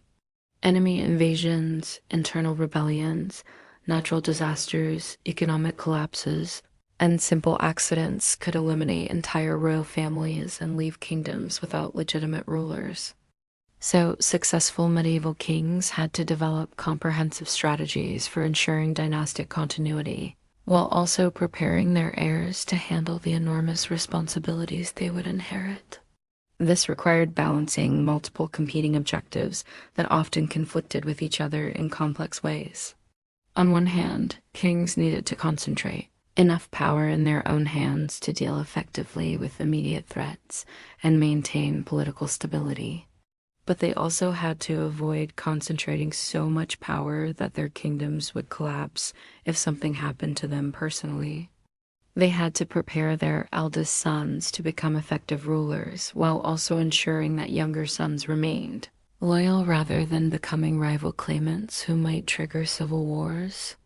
They had to build strong institutions that could function during transitions between rulers, while also maintaining enough personal control to prevent those institutions from being captured by hostile factions. The diplomatic aspects of succession planning were particularly complex. Medieval kings had to negotiate marriage alliances that would strengthen their dynasties while avoiding commitments that might drag their kingdoms into unwanted conflicts. They had to balance relationships with foreign powers, powerful domestic nobles, and church officials who all had different preferences about royal succession. But perhaps the most challenging aspect of dynastic planning was preparing heirs who would be capable of handling responsibilities that were constantly evolving as political, military, and economic conditions changed. A prince who was perfectly prepared to rule in 1200 might be completely unprepared for the challenges facing kingdoms in 1250. This required medieval kings to think not just about current problems, but about how their kingdoms might need to adapt to future developments that were impossible to predict with certainty. They had to prepare their heirs to be flexible, innovative, and capable of learning quickly, rather than just teaching them to follow established procedures. The most successful medieval dynasties were the ones that created systems for continuously developing royal capabilities across multiple generations. They established traditions of rigorous education, practical experience, and gradual assumption of responsibility that prepared each new ruler to exceed the achievements of their predecessors. But even the most careful succession planning could be disrupted by unexpected events that no one could anticipate or control. Medieval history is full of kingdoms that seemed stable and well prepared for dynastic transitions, only to collapse when unexpected crises revealed weaknesses in their systems or capabilities. This uncertainty meant that medieval kings had to live with the constant awareness that everything they built might not survive their own deaths. They had to find ways to create lasting value and positive change while accepting that their personal legacies were ultimately fragile and dependent on factors beyond their control. Yet, despite these challenges, many medieval kings succeeded in building dynasties that lasted for centuries and created institutions that influenced European development long after their royal lines had ended. Understanding how they accomplished this requires looking at the specific strategies they used, balance immediate effectiveness with long-term sustainability. Now, here is something that will completely change how you think about medieval royal decision-making: the incredible sophistication of the advisory systems that successful kings developed to help them process information and analyze complex problems. Contrary to popular stereotypes about medieval autocracy, the most effective kings didn't make important decisions in isolation. Instead, they created elaborate systems of advisors, councils, and consultative processes that allowed them to gather expertise, consider different perspectives, and test their ideas before implementing major policies. But these weren't just informal groups of friends giving casual advice. Medieval royal councils were carefully structured organizations with specific rules, procedures, and areas of expertise that allowed them to function as sophisticated decision-making systems. A typical royal council might include military commanders who provided expertise on defense and warfare, church officials who offered guidance on religious and moral issues, legal experts who ensured that royal decisions were consistent with established law and precedent, economic advisors who analyzed the financial implications of different policies, and diplomatic specialists who understood international relations and foreign affairs. But the really impressive aspect of these systems was how medieval kings learned to use them effectively while still maintaining ultimate decision-making authority. They had to create processes that encouraged honest advice and open debate while preventing their councils from becoming sources of political opposition or institutional resistance to royal policies. This required incredible skill in group psychology and organizational management. Kings had to identify advisors who had genuine expertise and good judgment, but who also remained personally loyal and committed to royal interests rather than their own political agendas. They had to create environments where advisors felt safe expressing unpopular opinions or challenging royal assumptions while still maintaining enough authority to make final decisions without being paralyzed by endless debate or conflicting recommendations. The most successful medieval kings became masters of what we might call collaborative autocracy, combining the efficiency of centralized decision-making with the wisdom of collective expertise and deliberation. They learned to use their advisory systems to improve the quality of their decisions while still maintaining the speed and flexibility needed to respond quickly to crises. But managing these advisory systems required constant attention and adjustment as circumstances changed and new challenges emerged. Kings had to continuously evaluate the performance of their advisors, identify gaps in their expertise, and recruit new talent to address evolving problems. They also had to balance the advice they received from formal councils with intelligence gathered through informal channels, personal observations, and their own analysis of situations. The most effective kings developed sophisticated methods for synthesizing information from multiple sources and testing their conclusions against reality. This brings us to something that shows just how mentally demanding medieval kingship really was: the incredible memory and organizational skills required to keep track of all the different responsibilities, relationships, and ongoing situations that required royal attention. Remember, medieval kings didn't have computers, filing systems, or even reliable paper records to help them manage information. They had to rely primarily on their personal memory and whatever organizational systems they could develop with their small staffs of clerks and scribes. But the amount of information they had to remember was absolutely staggering. They needed to keep track of the military capabilities, political loyalties, and personal characteristics of hundreds of nobles throughout their kingdoms. They had to remember the terms of dozens of treaties, trade agreements, and diplomatic commitments with foreign powers. They needed detailed knowledge of their kingdom's economic resources, tax revenues, and financial obligations. They had to understand the legal precedents and customary rights that applied to different regions and social groups within their territory. Most challenging of all, they had to remember the complex web of personal relationships, family connections, and historical grievances that influenced political behavior throughout medieval Europe. Knowing that Lord A was the cousin of Duke B, who had a long-standing feud with Earl C, whose daughter was married to the son of King D, could be crucial information for understanding how different political situations might develop. Medieval kings developed sophisticated memory techniques and organizational systems that allowed them to manage this incredible information load. They used visual associations, narrative structures, and systematic review processes to ensure that important details weren't forgotten or confused. They also learned to delegate information management tasks to trusted advisors while still maintaining enough personal knowledge to evaluate the advice they received and make informed decisions. The most effective kings could switch rapidly between different topics and contexts, drawing on vast stores of accumulated knowledge to analyze complex problems and identify potential solutions.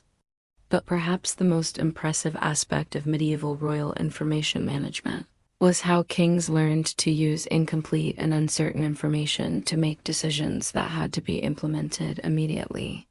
They couldn't wait for perfect information or complete certainty before acting, because delays could be just as dangerous as wrong decisions.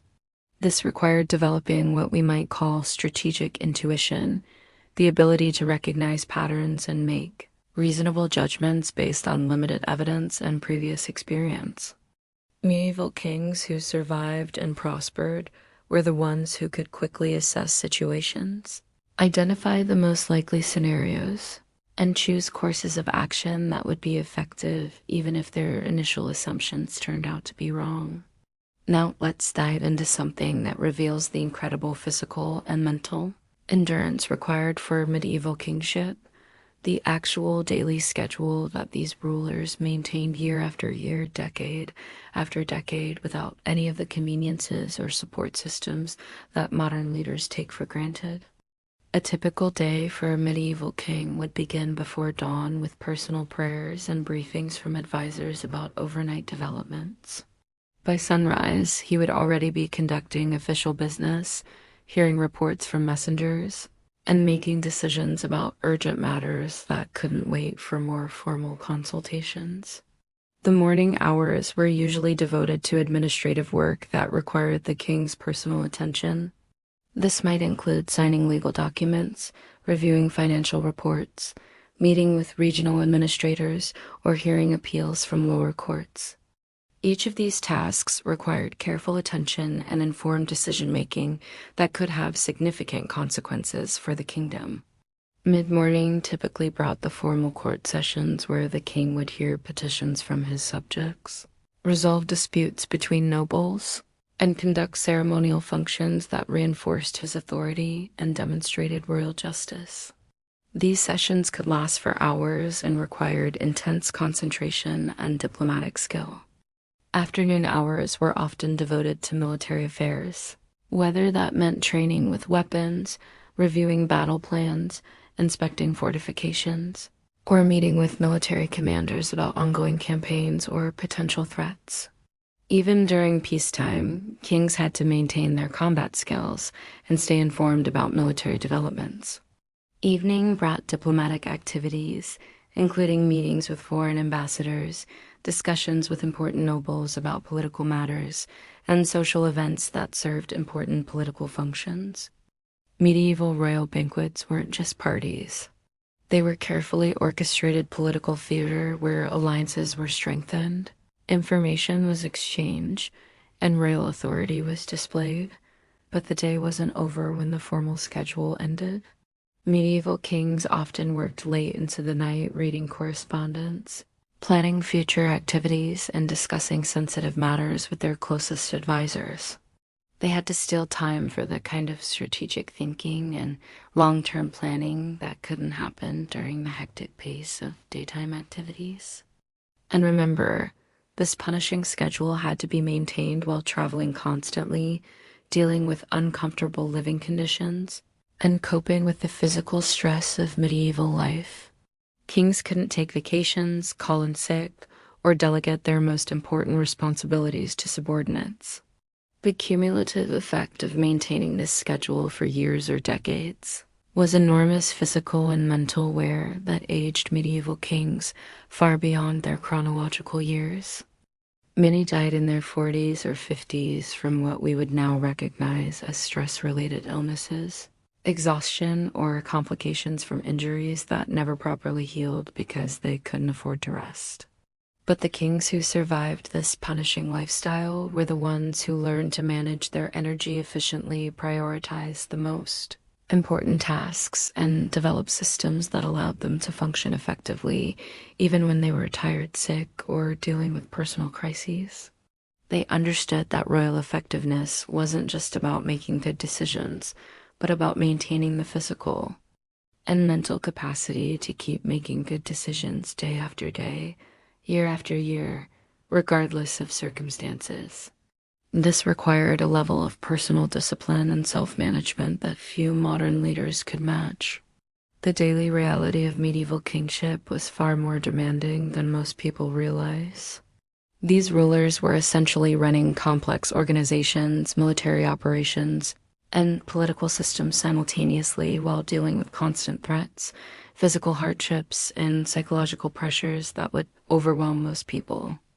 Yet many of them not only survived these challenges, but actually accomplished remarkable things that shaped the course of history. They built institutions that lasted for centuries, created cultural achievements that we still admire today, and developed innovations in government, law, and diplomacy that influenced the development of modern civilization. Understanding how they accomplished this requires recognizing that medieval kingship wasn't just about having power or authority.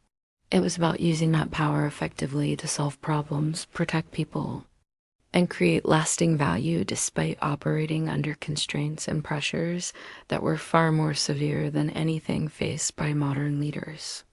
The most successful medieval kings were the ones who combined exceptional personal capabilities with sophisticated systems and strategies that allowed them to manage complexity, uncertainty, and constant pressure while still making decisions that served the long-term interests of their kingdoms and their people. Their legacies weren't built on accident or luck. They were the result of systematic approaches to leadership that maximized their effectiveness, despite operating under impossible constraints. And perhaps the most remarkable thing about these approaches is how they reveal the true nature of medieval political power. You see, we tend to think of medieval kings as having absolute authority, but the reality was completely different. Medieval royal power was actually incredibly fragmented and dependent on constant negotiation, persuasion, and relationship management. A king might theoretically own all the land in his kingdom, but in practice, he could only control the parts where he had enough military force, political support, and administrative capacity to enforce his will. This meant that medieval kings were constantly engaged in what we might call political entrepreneurship, finding creative ways to expand their influence and solve problems with limited resources. They couldn't just issue orders and expect them to be followed automatically. Instead, they had to convince, cajole, incentivize, and sometimes threaten people into cooperation. Consider how a medieval king had to handle something as basic as tax collection. He couldn't just send out government agents with legal authority to collect whatever taxes he wanted.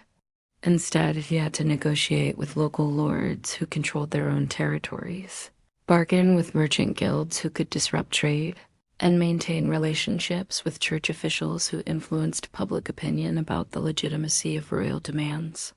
Each tax collection effort required a complex political campaign where the king had to justify his financial needs, demonstrate that the money would be used for legitimate purposes, and convince various groups that supporting royal taxation served their own interests. If he pushed too hard or too fast, he could trigger rebellions that would cost far more than the taxes could possibly raise. But successful medieval kings turned these constraints into opportunities by developing incredibly sophisticated political skills that allowed them to build coalitions, create win-win solutions, and achieve their objectives through influence rather than force. They learned to frame their requests in ways that appealed to different audiences, structure deals that gave everyone something they wanted, and build long-term relationships that made people want to support royal initiatives. This political sophistication extended to how kings managed their own royal households and administrative systems. The royal court wasn't just a place where the king lived. It was a complex political ecosystem where hundreds of people with different backgrounds, interests, and loyalties had to work together effectively. Managing this ecosystem required incredible skill in organizational psychology and human resource management. The king had to identify people with the right combination of competence and loyalty for different positions. He had to create incentive systems that motivated good performance while preventing corruption or disloyalty. He had to balance competing factions and personalities to prevent the kind of internal conflicts that could paralyze royal administration. But perhaps the most challenging aspect of managing the royal household was maintaining the delicate balance between accessibility and authority that was essential for effective medieval kingship. The king had to be approachable enough that people felt comfortable bringing him important information and honest advice. But he also had to maintain enough distance and formality to preserve the mystique and respect that made people willing to follow his leadership. Medieval kings who got this balance wrong usually didn't last very long. Kings who were too remote and formal found themselves isolated from crucial information and unable to build the personal relationships that held medieval political systems together.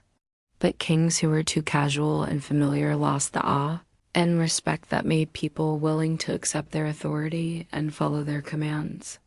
The most successful medieval kings mastered what we might call selective intimacy, the ability to create different types of relationships with different people based on their roles, capabilities, and importance to royal objectives. They could be warm and personal with trusted advisors while remaining formal and distant with potential threats. They could show genuine care for loyal supporters while maintaining cold professionalism toward political rivals. This emotional intelligence was crucial because medieval politics was intensely personal in ways that modern people often don't appreciate. Political alliances were based on personal trust, shared experiences, and emotional bonds that went far beyond simple calculations of mutual interest. Kings who could inspire genuine loyalty and affection from their supporters found it very difficult to maintain power during crises, when people had to choose between competing loyalties. But building these personal relationships required enormous emotional energy and psychological skill. Kings had to be genuinely interested in other people while still maintaining the emotional distance needed to make hard decisions that might hurt or disappoint those same people. They had to project warmth and caring while still being prepared to sacrifice individual relationships for broader political objectives. The psychological complexity of maintaining these multiple relationships simultaneously was staggering. A medieval king might have to console a grieving widow in the morning, negotiate a military alliance in the afternoon, and order the execution of a traitor in the evening, all while maintaining appropriate emotional responses that served his political objectives without appearing callous or manipulative. Now, let's talk about something that shows just how intellectually demanding medieval kingship really was. The king's role in what we would now call technological innovation and economic development. Because medieval kings weren't just managing existing systems and relationships. They were also responsible for identifying opportunities for improvement and implementing changes that could strengthen their kingdoms over time. This required them to understand and evaluate new technologies, economic strategies, and organizational innovations that were constantly emerging throughout medieval Europe. Kings had to assess whether new military technologies were worth the investment, whether new agricultural techniques could increase food production, whether new trade routes could generate additional revenue, and whether new administrative methods could improve government efficiency. But evaluating innovations wasn't just a matter of technical analysis. Kings also had to consider the political implications of change and figure out how to implement improvements without disrupting the delicate balance of relationships that kept their kingdoms functioning. New technologies that threatened established economic interests could trigger opposition from powerful groups. Administrative reforms that increase royal efficiency might be seen as threats to local autonomy and traditional rights. Medieval kings who succeeded at promoting innovation were the ones who learned to frame changes in ways that emphasized benefits for different stakeholders rather than focusing on potential disruptions. They found ways to compensate people who might be hurt by changes, created transition periods that allowed gradual adaptation, and built coalitions of supporters who had incentives to help implement new approaches. This required incredible strategic thinking about how to sequence different types of changes, which groups to approach first, and how to build momentum for reform without triggering backlash from conservative factions. The most effective kings became masters of what we might call evolutionary change, finding ways to achieve dramatic improvements over time through carefully planned series of smaller adjustments that people could accept and adapt to gradually. But managing technological and economic innovation was just one aspect of the broader challenge of maintaining real relevance in a constantly changing world. Medieval kings had to continuously adapt their approaches to leadership as circumstances evolved and new challenges emerged that required different skills and strategies. The kings who ruled successfully for decades were the ones who never stopped learning, experimenting, and refining their approaches to different aspects of governance. They studied the successes and failures of other rulers, analyzed changing political and economic conditions, and constantly looked for ways to improve their effectiveness as leaders. This intellectual curiosity and flexibility was crucial because medieval Europe was far more dynamic and rapidly changing than most people realize. New military technologies constantly altered the balance of power between different types of forces. Changing trade patterns created new economic opportunities and challenges. Religious and philosophical developments influenced political thought and popular expectations about government. Kings who couldn't adapt to these changes found themselves increasingly irrelevant and vulnerable to challenges from more innovative rivals.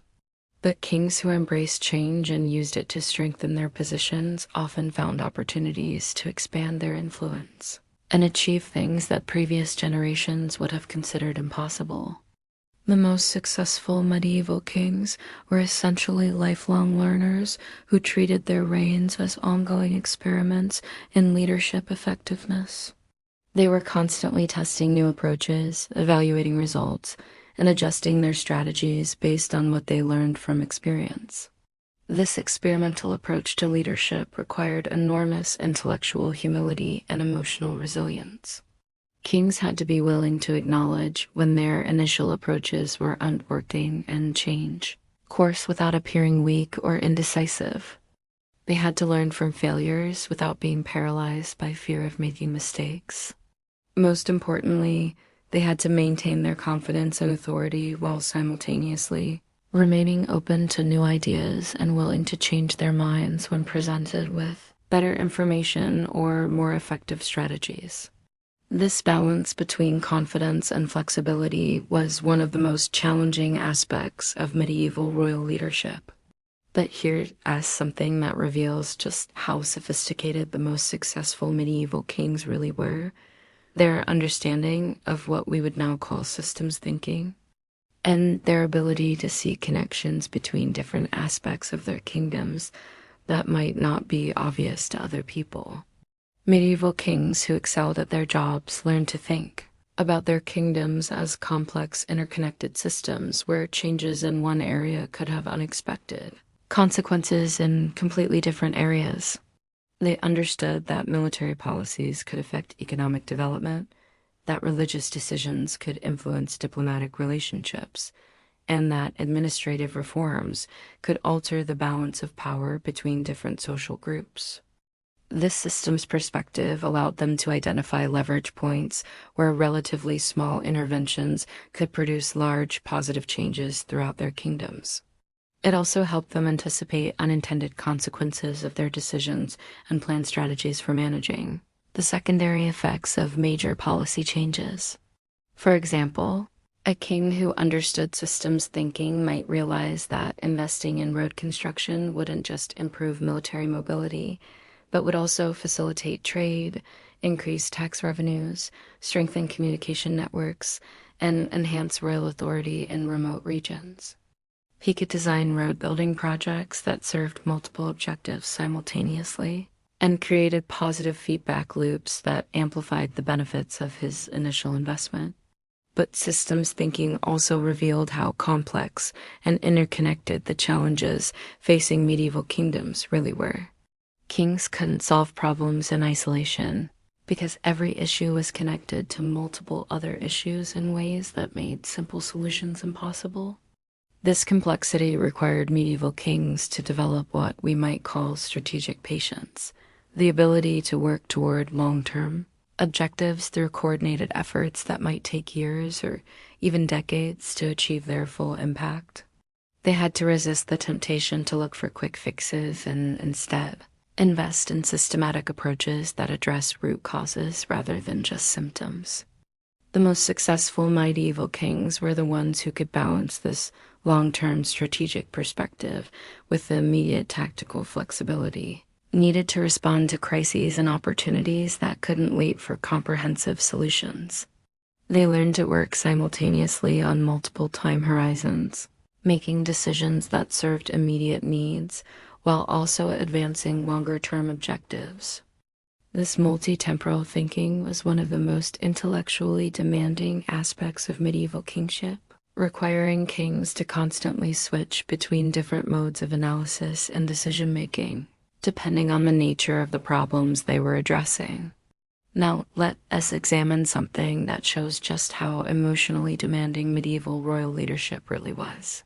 The incredible psychological burden of making decisions that affected not just current subjects, but future generations who would live with the consequences of royal choices for decades or centuries to come. Medieval kings couldn't just focus on solving immediate problems and leave the future to take care of itself.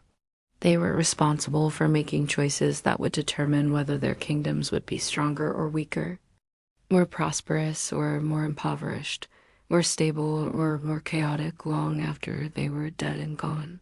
This long-term responsibility created enormous psychological pressure because kings had to make decisions based on their best understanding of uncertain future developments, while knowing that they would never live to see whether their choices turned out to be wise or disastrous. Consider the emotional weight of deciding whether to invest royal resources in building new fortifications that might protect future generations from invasions that might never come, or whether to spend that money on immediate needs that could improve current conditions but leave the kingdom more vulnerable to future threats. These weren't abstract policy debates. They were moral dilemmas that forced kings to weigh the welfare of people who were alive and suffering now against the welfare of people who didn't exist yet, but who might face even worse suffering in the future if current decisions were wrong. The psychological complexity of these intergenerational trade-offs was staggering, especially because medieval kings often had very personal knowledge of the people who would be affected by their decisions. They might know the families who would benefit from immediate relief and also understand the strategic importance of long-term investments that required sacrificing some current welfare for future security. Medieval kings who took their responsibilities to future generations seriously often found themselves making deeply unpopular decisions that were necessary for long-term benefit but caused immediate hardship for people they cared about. They had to live with the knowledge that their choices were causing real suffering for real people, even when they believed those choices were ultimately for the greater good. But perhaps the most psychologically demanding aspect of this intergenerational responsibility was the uncertainty about whether their long-term judgments would turn out to be correct. Kings had to make irreversible decisions based on their analysis of future possibilities that might never materialize or might develop in completely unexpected ways. The most successful medieval kings were the ones who found ways to cope with this uncertainty while still making the hard choices required for effective long-term leadership. They developed what we might call strategic wisdom, the ability to make the best possible decisions with incomplete information, while accepting that some of their choices would inevitably turn out to be wrong. They learned to focus on making decisions that would be defensible regardless of how uncertain future developments unfolded. Rather than trying to predict specific outcomes that might never occur, they looked for strategies that would create flexibility and options for future rulers, rather than locking their kingdoms into rigid approaches that might become obsolete. Most importantly, they understood that their responsibility wasn't to make perfect decisions, but to make the best decisions possible given the information and resources available to them. They learned to accept the tragic reality that leadership sometimes requires, choosing between different types of suffering rather than finding perfect solutions that avoid all negative consequences. This psychological maturity was essential for effective medieval kingship because the emotional burden of royal responsibility could easily become overwhelming for people who expected themselves to solve every problem and prevent every form of suffering. Kings who couldn't accept the limitations of their power and the inevitability of tragic trade-offs often became paralyzed by guilt and indecision, or driven to increasingly desperate and counterproductive attempts to control outcomes that were fundamentally beyond their control. The daily reality of medieval kingship was an extraordinary test of human capability that combined intellectual, physical, emotional, and moral challenges that would overwhelm most people.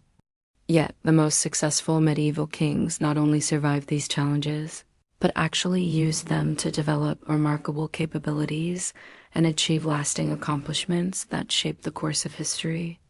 Understanding their achievements requires recognizing that medieval kingship wasn't just about having power or authority, but about developing and applying exceptional human capabilities under extraordinarily difficult circumstances. These rulers became masters of strategic thinking, relationship management, decision-making under uncertainty, and adaptive leadership that allowed them to function effectively in one of the most demanding roles in human history. Their legacies remind us that individual human capability, when properly developed and applied, can overcome seemingly impossible obstacles and create positive change, even in the most challenging circumstances. The daily lives of medieval kings show us what human beings can accomplish when they fully commit themselves to serving purposes larger than their own immediate interests and comfort. But there's one final aspect of medieval kingship that ties together everything we've discussed and reveals why these rulers were so remarkable. Their understanding that true leadership isn't about controlling outcomes, but about maximizing the positive impact you can have within the constraints and opportunities that define your historical moment.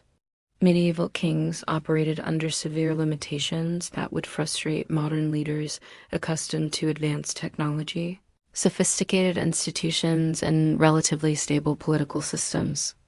They had to work with primitive communication systems, limited economic resources, fragmented political authority, and constant threats that could destroy everything they built.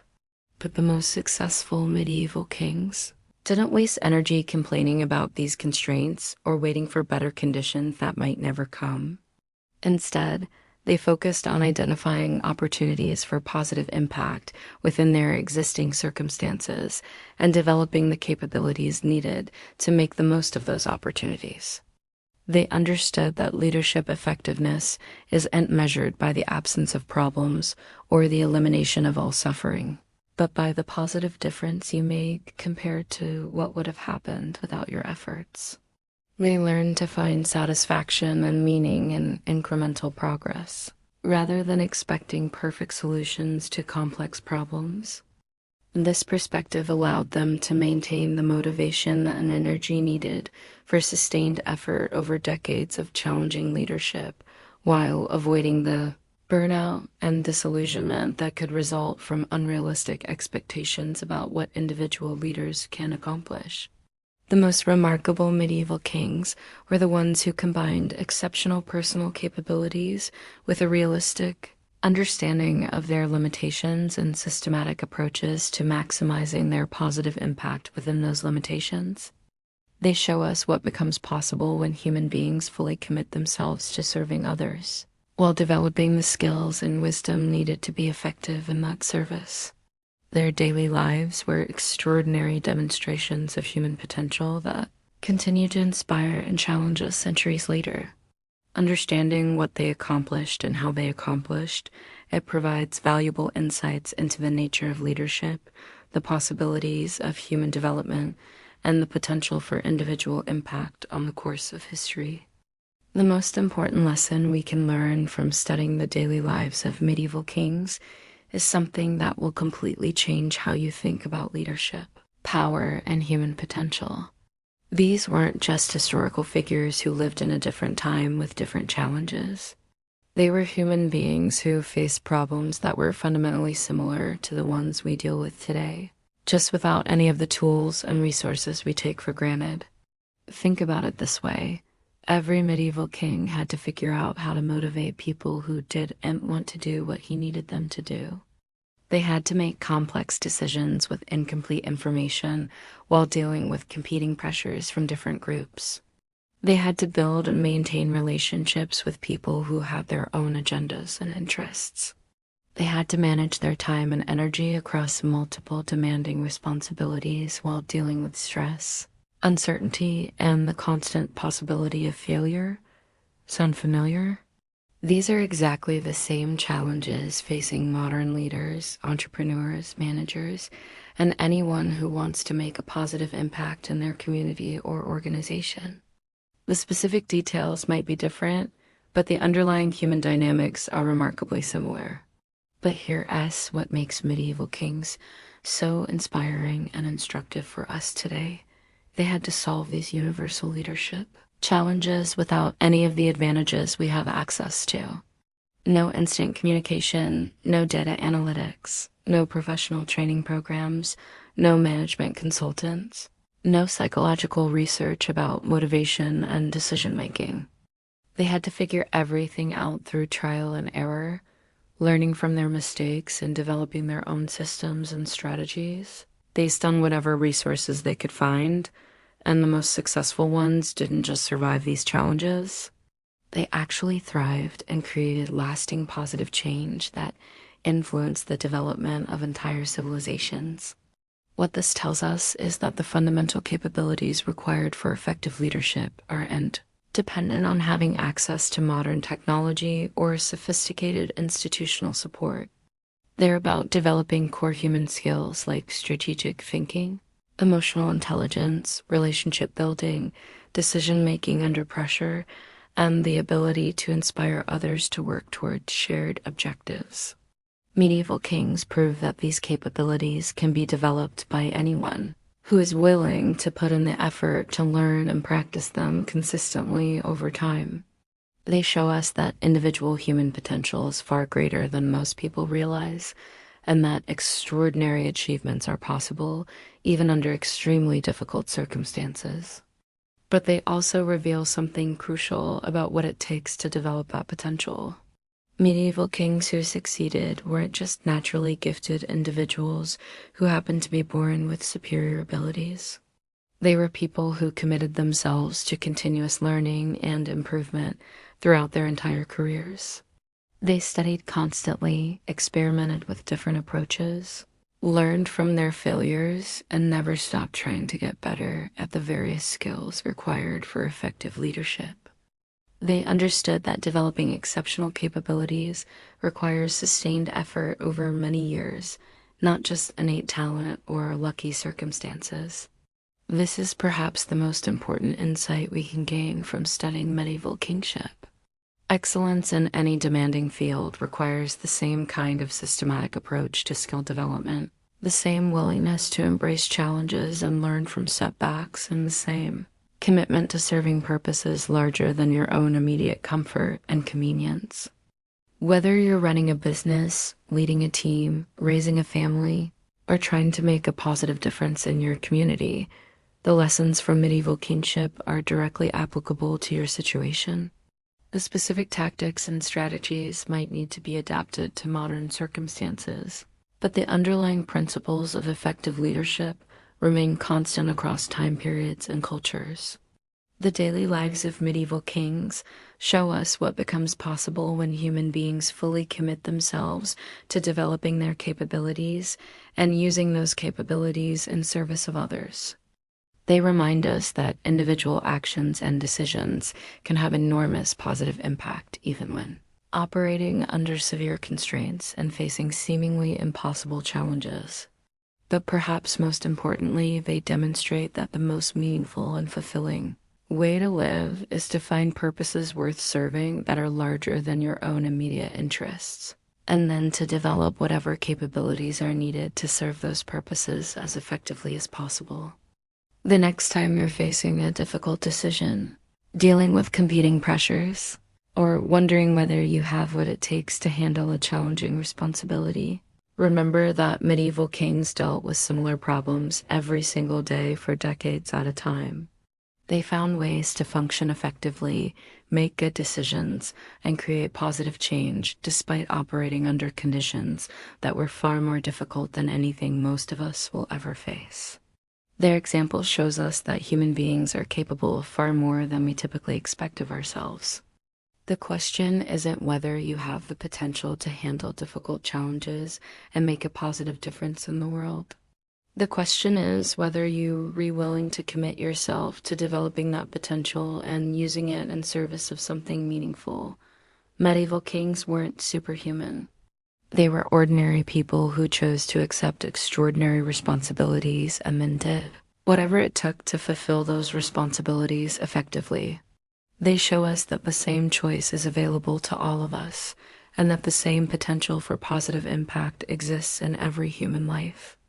The truth is, when you really dig into what medieval kings accomplished on a daily basis, it becomes impossible to see them as anything other than some of the most capable and dedicated leaders in human history. These weren't people who stumbled into power and then coasted on their privileges. They were individuals who understood that true leadership means accepting responsibility for outcomes that extend far beyond your own lifetime, and then doing whatever it takes to ensure those outcomes are positive. But here's what might surprise you most about everything we've covered today. The story of medieval kingship isn't really about kings at all. It is about what becomes possible when human beings decide to fully commit themselves to serving something larger than their own immediate comfort and convenience. It is about the extraordinary capabilities that emerge when people are willing to embrace challenges that seem impossible and then systematically develop whatever skills are needed to overcome those challenges.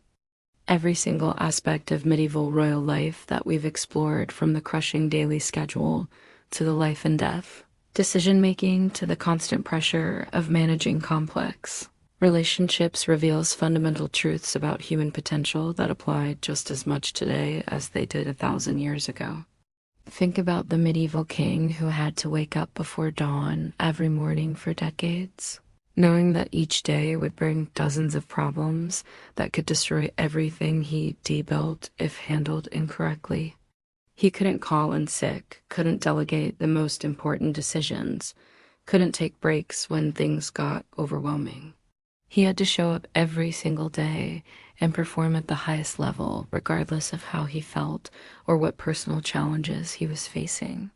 That kind of sustained excellence under pressure isn't something you're born with. It's something you develop through years of deliberate practice, continuous learning, and an unwavering commitment to getting better at handling whatever challenges come your way. And the remarkable thing is that the same capacity for sustained high performance exists in every one of us, waiting to be developed if we're willing to put in the work. Consider the diplomatic skills that successful medieval kings had to master. They couldn't just bulldoze their way through complex political situations or rely on their formal authority to solve every problem. Instead, they had to become incredibly sophisticated at reading people, understanding different perspectives, finding common ground between competing interests, and building coalitions that could accomplish shared objectives. These are exactly the same skills that determine success in modern leadership roles. Whether you're managing a team at work, building a business, or trying to create positive change in your community, The specific context might be different, but the underlying human dynamics are identical. What medieval kingship teaches us is that these capabilities can be developed to an extraordinary degree if you approach them with the right mindset and methodology. Medieval kings who succeeded weren't naturally gifted diplomats who never had to work at building relationships. They were people who understood that effective leadership requires constant attention to how you interact with others and continuous improvement in your ability to inspire cooperation and build trust. The same principle applies to every other aspect of medieval royal leadership. We've discussed the strategic thinking, the decision-making under pressure, the ability to manage multiple complex responsibilities simultaneously, the emotional resilience needed to handle constant stress and uncertainty. None of these are fixed traits that some people have and others don't. They're all skills that can be developed through focused effort and systematic practice. But perhaps the most important lesson from medieval kingship is something that goes beyond individual skill development. It's the recognition that the most meaningful and fulfilling way to live is to find purposes worth serving that extend beyond your own immediate interests, and then to commit yourself completely to serving those purposes as effectively as possible. Medieval kings who left lasting positive legacies were primarily motivated by personal ambition or the desire for power and wealth. They were driven by a deep sense of responsibility to their people, their kingdoms, and future generations who would inherit whatever they built or failed to build. This sense of purpose gave them the motivation to endure incredible hardships and maintain peak performance over decades of challenging leadership.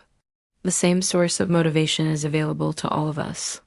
Whether your sphere of influence includes thousands of people or just your own family, whether you're responsible for a major organization or a small team, the opportunity to make a positive difference in other people's lives is always present.